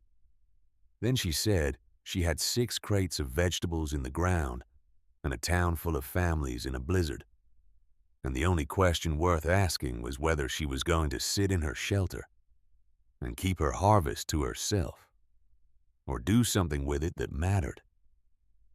She said the question answered itself. Dorothea said yes. She said it did. But she said there were not many people whose questions answered themselves that way. She said most people's questions had more room in them for a different answer, and that what Harriet did with that room was different from what most people did. She said this plainly, the way she said most things, without ornamentation. Harriet stayed until she was warm enough to move safely.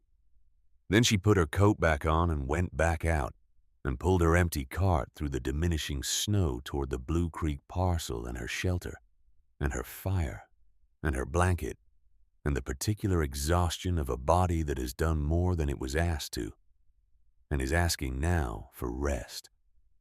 She slept. The storm lasted through the next day and broke on the morning of the day after. The world it left behind was the world that blizzards leave immaculate and brutal. The snow deep and even across the fields. The road buried to the tops of the fence posts. The trees along the creek weighed down and precise. The sky came back blue and enormous, the way Montana sky always does after a storm, as if it is compensating for what it has put everyone through, offering this extravagant blue as a kind of apology. Millfield came out of its houses slowly, the way towns do, after hard weather, emerging cautious and blinking into a landscape that has been rearranged. People shoveled their walks. They checked their neighbors. They began the accounting of what the storm had cost and what they had come through intact. Word moved the way it always moved in Millfield. By noon on the day the storm broke, everyone in town knew what Harriet Caldwell had done, who she had gone to and in what order and what she had brought them, and how she had cooked in the Harlow kitchen and sat with Victor's daughter, and gone on from there through the darkest and coldest hours of the storm to every house on her list. The story moved in pieces and accumulated into something larger than any individual telling of it, the way true stories do when they happen in places where people know each other. And the truth of what happened is verifiable by the people involved. On the third morning after the storm, Millfield held something that had not been formally planned, which was perhaps why it felt so genuine. People simply gathered. It happened at the edge of the Blue Creek parcel, which was where people knew to come because it was where the story had started and where it kept coming back to. They came through the shoveled road in the bright cold, in ones and twos and families, and they stood in the snow outside the fence that 7 women had built in November.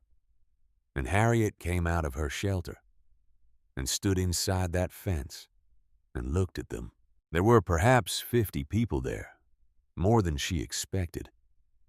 She recognized every face. She had taught many of them or their parents, or in some cases their children.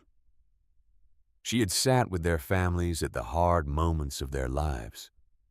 She had known Millfield for 63 years, and Millfield had known her, and whatever had passed between them since September was a part of that knowing, not a rupture of it. A man named Joseph Brennan, the father of the 5 children, was the first to speak. He was a plain-spoken man, not given to ceremony, and what he said was plain. He said she had kept his family alive through that storm. He said he did not know how to repay that. He said he was not going to try to put it into a speech, because some things did not fit into speeches. There were sounds of agreement from the people around him. Then Victor Harlow stepped forward. He was dressed for weather rather than for appearance, which she noticed and which felt significant, like a choice he had made about what this moment required. He wore a plain coat and no hat, and his hands were bare in the cold. He stood in front of his neighbors and he was quiet for a moment. The quiet of a man who has given a lot of speeches and knows that this one needs to be different from all the others. He said he owed the people of Millfield a truth. He told it. He told them about the spring survey, about Hammond and the mineral report, and the 14 months of patience while he waited for the right moment to acquire what he wanted through a channel that would not attract attention. About the story of the curse in 1871, and how it had been maintained, and why the carefully placed remarks in the tavern and the general store and the church steps over 18 years. About the fencing ordinance and the exact calculation behind it, the 90 days he had believed would be enough to exhaust her. About the pressure he had applied through the bank and through the businesses on the main street. The conversations he had initiated with people who had loans outstanding and needed to remember where their obligations lay. He told it without flinching and without asking for mercy in the same clear voice he used when he ran the council meetings, because he understood that a lie told confidently was still a lie. And the only way to undo it was to undo it at the same volume at which it had been told. When he finished, there was a silence. The silence of 50 people absorbing something they had not fully expected to hear, not because they had been entirely without suspicion, but because full confirmation is always different from suspicion, always lands with a different weight.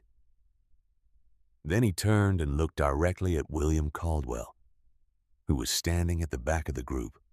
He said that Harriet Caldwell was the finest person in Millfield. He said William Caldwell should know that, and that everyone standing there already did. William had come alone, without Agnes, which was the first thing Harriet had noticed when she saw him at the edge of the crowd. He was standing with his hat in his hands, and the look on his face was the look of a man who has been carrying something heavy for a long time, and has not yet put it down, but can see the place where he intends to. The expression of a person at the end of a carrying, rather than the middle of one. He walked forward through the snow. He walked the length of the crowd slowly, people moving aside for him without being asked, because the direction he was walking was legible to everyone watching, and everyone watching understood what it required. He stopped in front of his mother. He did not say anything for a moment. Then he said her name. Just that. Harriet. Not mother, not mama, just her name, the way you say someone's name when you want them to know that you see them fully, not as a role or a function, but as a person who exists independently of what they mean to you. She opened the gate in the fence. He came in and he put his arms around her and she led him. She put her hand on the back of his head, the way she had done when he was small and frightened. And she felt him shake once the way people shake when they stop holding something they have been holding too long. The body's way of releasing what the will has been managing. She said she knew. She said it was all right. They stood like that in the snow inside the fence by the blue spring, while 50 people watched and no one spoke. Agnes came 4 days later. She came alone as William had come alone, and she came to the parcel rather than to the house on the main street, which meant she understood something about where the truth of the matter lived. She walked through the gate that Harriet left open now during daylight hours, and she crossed the snow to where Harriet was working on her shelter, adding a proper wall of cut wood on the north side against the remaining winter. Harriet heard her coming and did not stop what she was doing. Agnes stopped a few feet away. She was not a woman who knelt in snow. She was a woman of precise presentation and maintained appearances and the particular pride of someone who has defined herself largely by what she would not do. But she stood in the snow of the Blue Creek parcel in her good coat, and her expression was not the settled expression she had worn in the doorway of the old house. It was something opened, something that had been taken apart and had not yet been reassembled. And the person standing in the gap between those two states was more real than anything Agnes had shown Harriet before. She said she did not have words for what she had done to Harriet. She said she had been afraid and had let her fear make her into something she was not proud of. She said she understood if Harriet could not forgive her, and she was not asking for forgiveness, she was asking only to be heard. Harriet set down the piece of wood she was holding. She looked at Agnes for a long moment. She thought about the salt on the carrot beds. She thought about the settled expression. She thought about William standing with his hands in his pockets looking at the floor the day she had packed her bag. She thought about the midnight footsteps and the empty lean-to and the person who had arranged for someone to go there. She thought that fear makes people into versions of themselves they do not recognize, and that this was not an excuse. But it was a truth, and truths deserve to be held with both hands even when they were uncomfortable. She thought about all the things she had done in her own life, out of a fear she had not fully named the 63 years of making herself smaller. And she thought that she was not entirely without understanding of what drove a person to protect what they had at the expense of someone who had less. She said the ground was cold and Agnes should stand up straight. Agnes straightened. Harriet said she had coffee on the fire if Agnes wanted some. They sat inside the shelter with the fire between them and the coffee in tin cups. Two women in their 60s in Montana in December, and they talked for an hour. In the way that women talk when they have dropped the architecture of what they were pretending to be to each other. Not easy talk. Honest talk which is harder and more useful.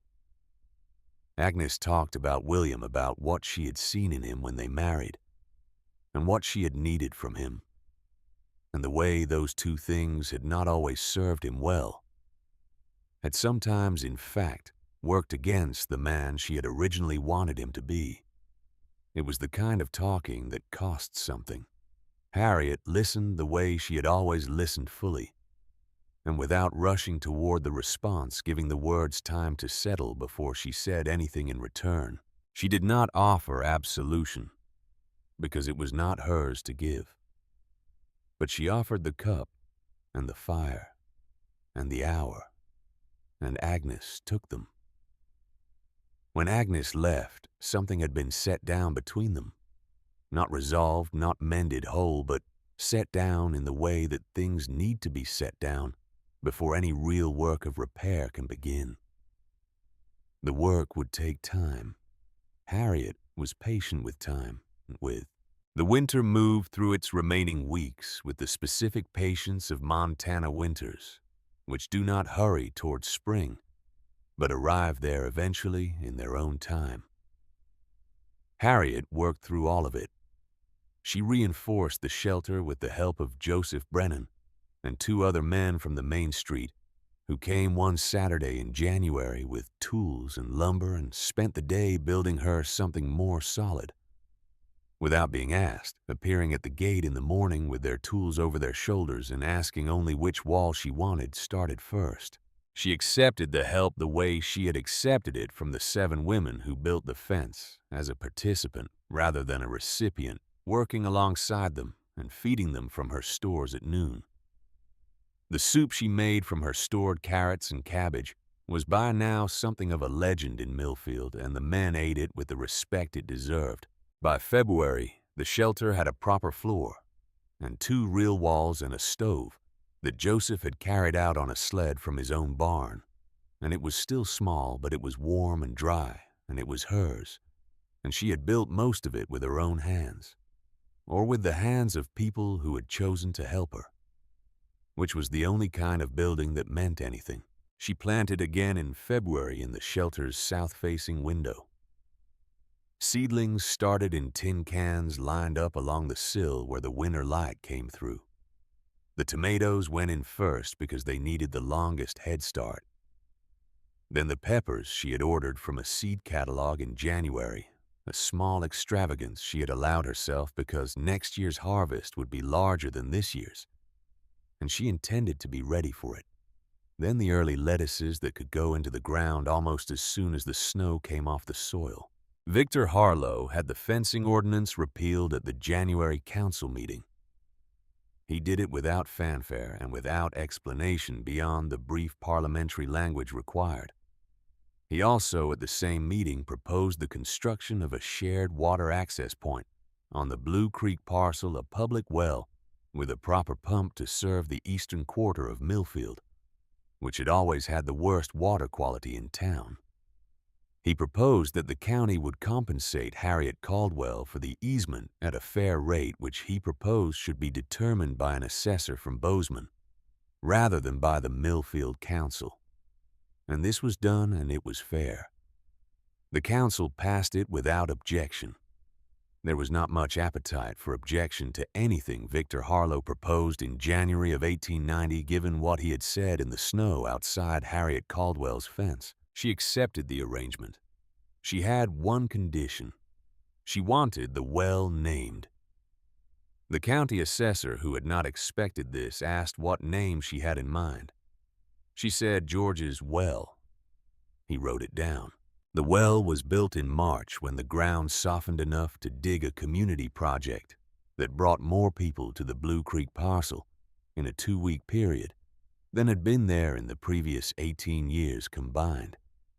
They came with shovels and timber and iron hardware for the pump mechanism, and they worked in shifts, and they brought food to share at midday, and sometimes stayed past the work to talk. And the Blue Creek parcel, which had been a place that people avoided for 18 years, became a place where people came, which is the most complete kind of transformation a place can undergo. They finished on a Thursday afternoon in late March, when the snow was coming off the fields in the warmth of the sun, and the willows along the creek were beginning to show their first yellow-green, the tentative color of something deciding to be alive again. Harriet stood by the completed well and watched Joseph Brennan's youngest child, a boy of about 4, pump the handle up and down and shriek with delight when the water came up cold and clear from the ground. She watched him cup his hands and drink, and then pump again because the mechanism was irresistible to a 4-year-old, and there was no reason to stop. The water ran over his hands and down his coat, and he did not care. She thought about George. She thought about him in the way she had learned to think about him that winter, not with the sharp ache of fresh loss, but with something that had settled and become part of her the way water settles into rock over time and becomes part of the structure rather than something moving through it.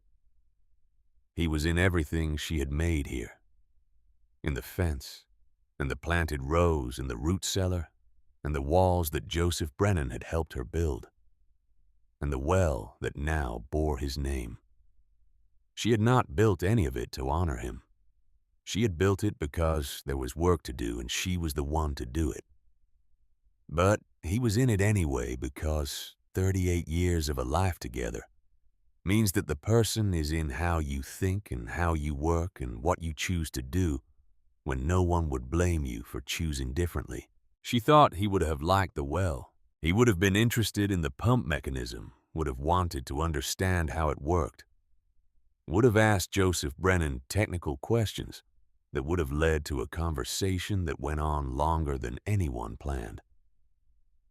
He would have been interested in the mineral composition of the water, would have listened carefully to whatever explanation was available and then formed his own conclusions. He would have been quiet about how he felt about the name, but she would have known.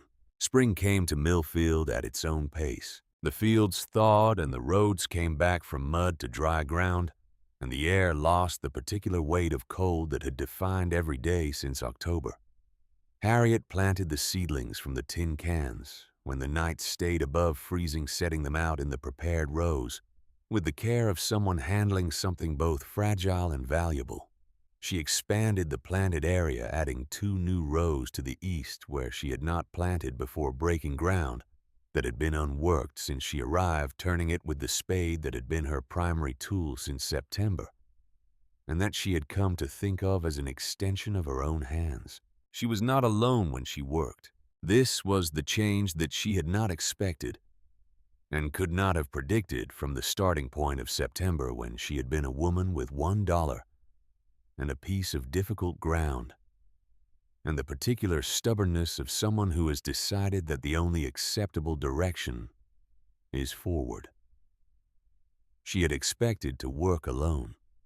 She had planned for it, had built her whole approach around the premise that she was by herself and would remain by herself, and needed to design her effort accordingly.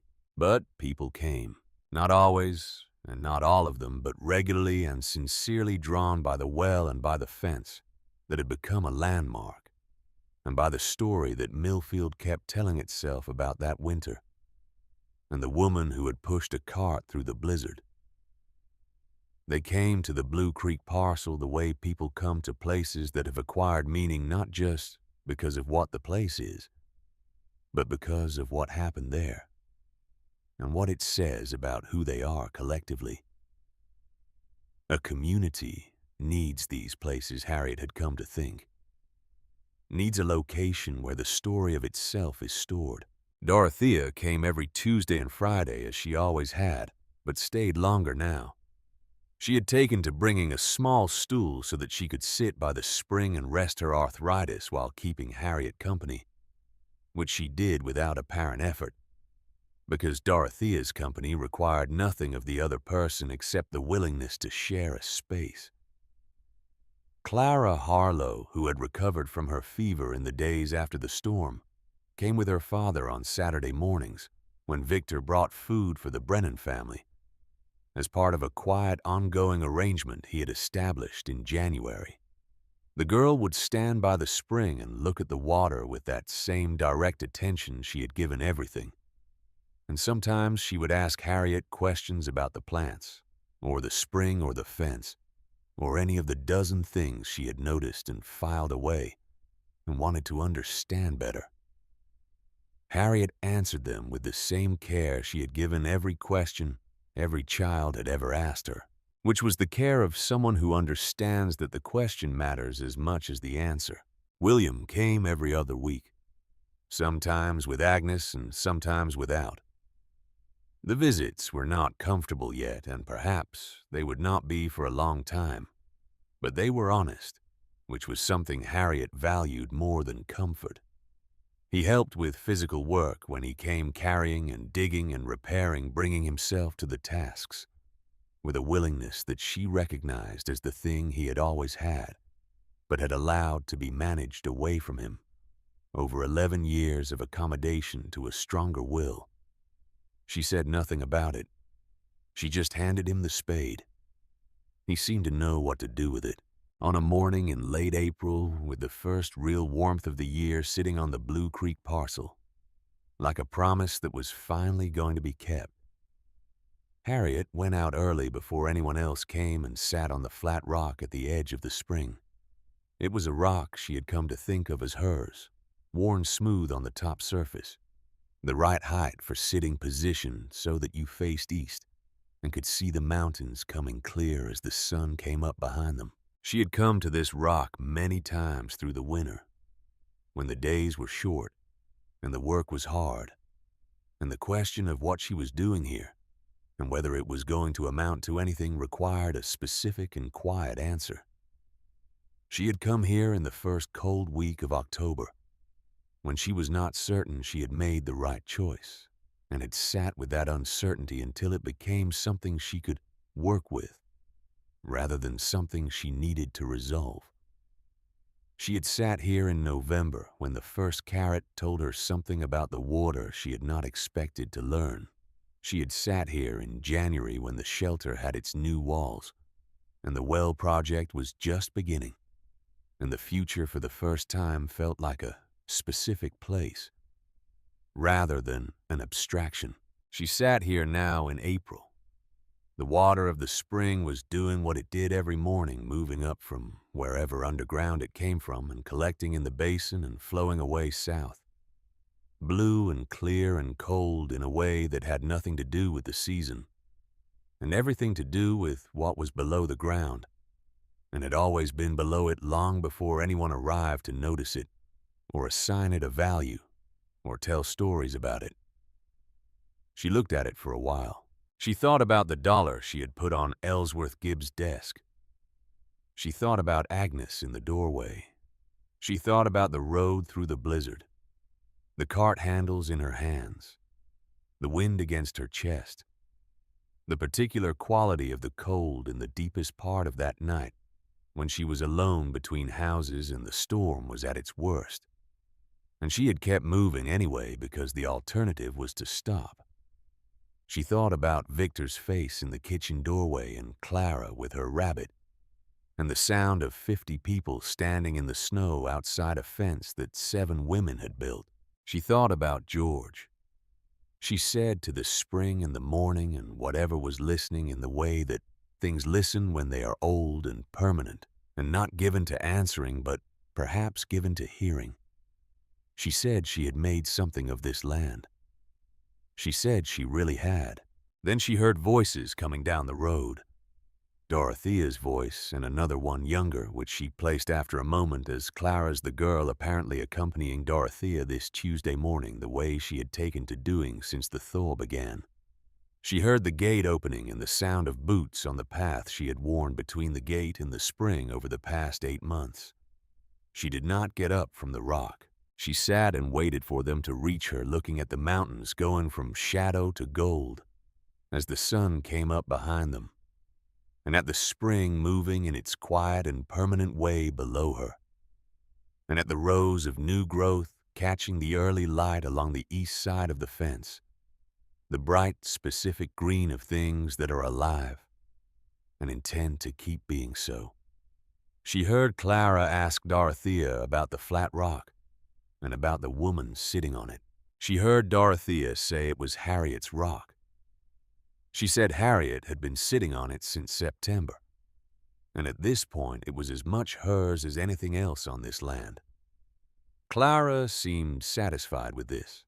She came and stood beside Harriet and looked at the spring with the direct, unguarded attention. That was her characteristic mode of looking at things. She asked if the water was really blue, or if it just looked blue. Harriet considered the question with the seriousness it deserved, which was the way she had always treated children's questions about things they were genuinely trying to understand. There was a difference between a child asking something to fill silence and a child asking something because they actually wanted to know. And she had always been able to tell the difference. She said it was really blue. She said it came from deep underground where the rock had minerals in it that made the water that color when it came up into the light. She said nobody was entirely sure why certain springs did this and others did not. She said some things were like that, things that were true and clear and present, but did not have a complete explanation, and that was not a reason to doubt them. It was just a reason to keep looking. Clara looked at the water for a while, giving it the full weight of her attention. Then she said it was the best color she had ever seen. Harriet said she thought so too. Dorothea came and sat on the large, flat stone beside Harriet. That was not as perfectly positioned as Harriet's rock, but was sufficient for a Tuesday morning in April, with the sun coming up warm and the mountains going brilliant above the valley. She settled herself with the care that arthritis requires, and then said nothing, which was one of the things Harriet had come to value most about Dorothea. The understanding that not every moment needed to be filled, the willingness to let a good moment be what it was without improving it. The three of them sat by the spring as the sun came fully over the mountains and the light moved down the field and touched the tops of the young plants in their rows and made the water of Blue Creek flash once brilliant and specific before settling into its ordinary, extraordinary blue. From the direction of town came the sound of the pump at George's well. Someone starting their morning early drawing water up from the deep cold ground that Harriet had agreed to share, and the sound of it carried across the field clean and metallic in the morning air, rhythmic and purposeful. The sound of a thing being used the way it was meant to be used. It was a good sound. It was the kind of sound that, once you knew what it meant, you were glad to hear. Harriet listened to it and felt the warmth on her face and the solid, familiar shape of the rock beneath her, and thought about the word home, which she had not let herself use for anything in a long time, had not felt she had the right to use, had set aside carefully in September, along with a number of other things she had not been able to carry when she left. She thought about what the word actually meant when you stripped it of the building and the papers and the name on the deed. She thought about it the way she thought about the spring, not as something that required explanation, but as something that was simply present and true. She thought it meant this, whatever this was: the rock and the water and the plants in their rows and the sound of the well and the two people sitting beside her, and the mountains going bright above the valley, and the work that waited, and the day that was only beginning. She thought about 63 years of making herself fit into spaces left by others, and she thought about the space she had made herself, 3 acres of flat ground, and a blue spring, and a fence built by women who came without being asked. And she thought that the second kind of space was the only kind she intended to occupy from here on. She thought, yes, this is it. This is the thing. She did not say it out loud. She did not need to. She sat in the April morning beside the blue spring that was hers, on the land she had made into something in the town she had earned her place in, and she was 63 years old.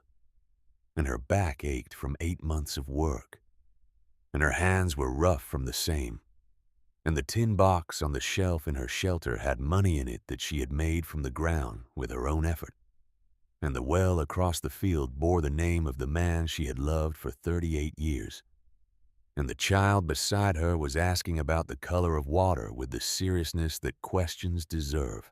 She was 63 years old, and she was home.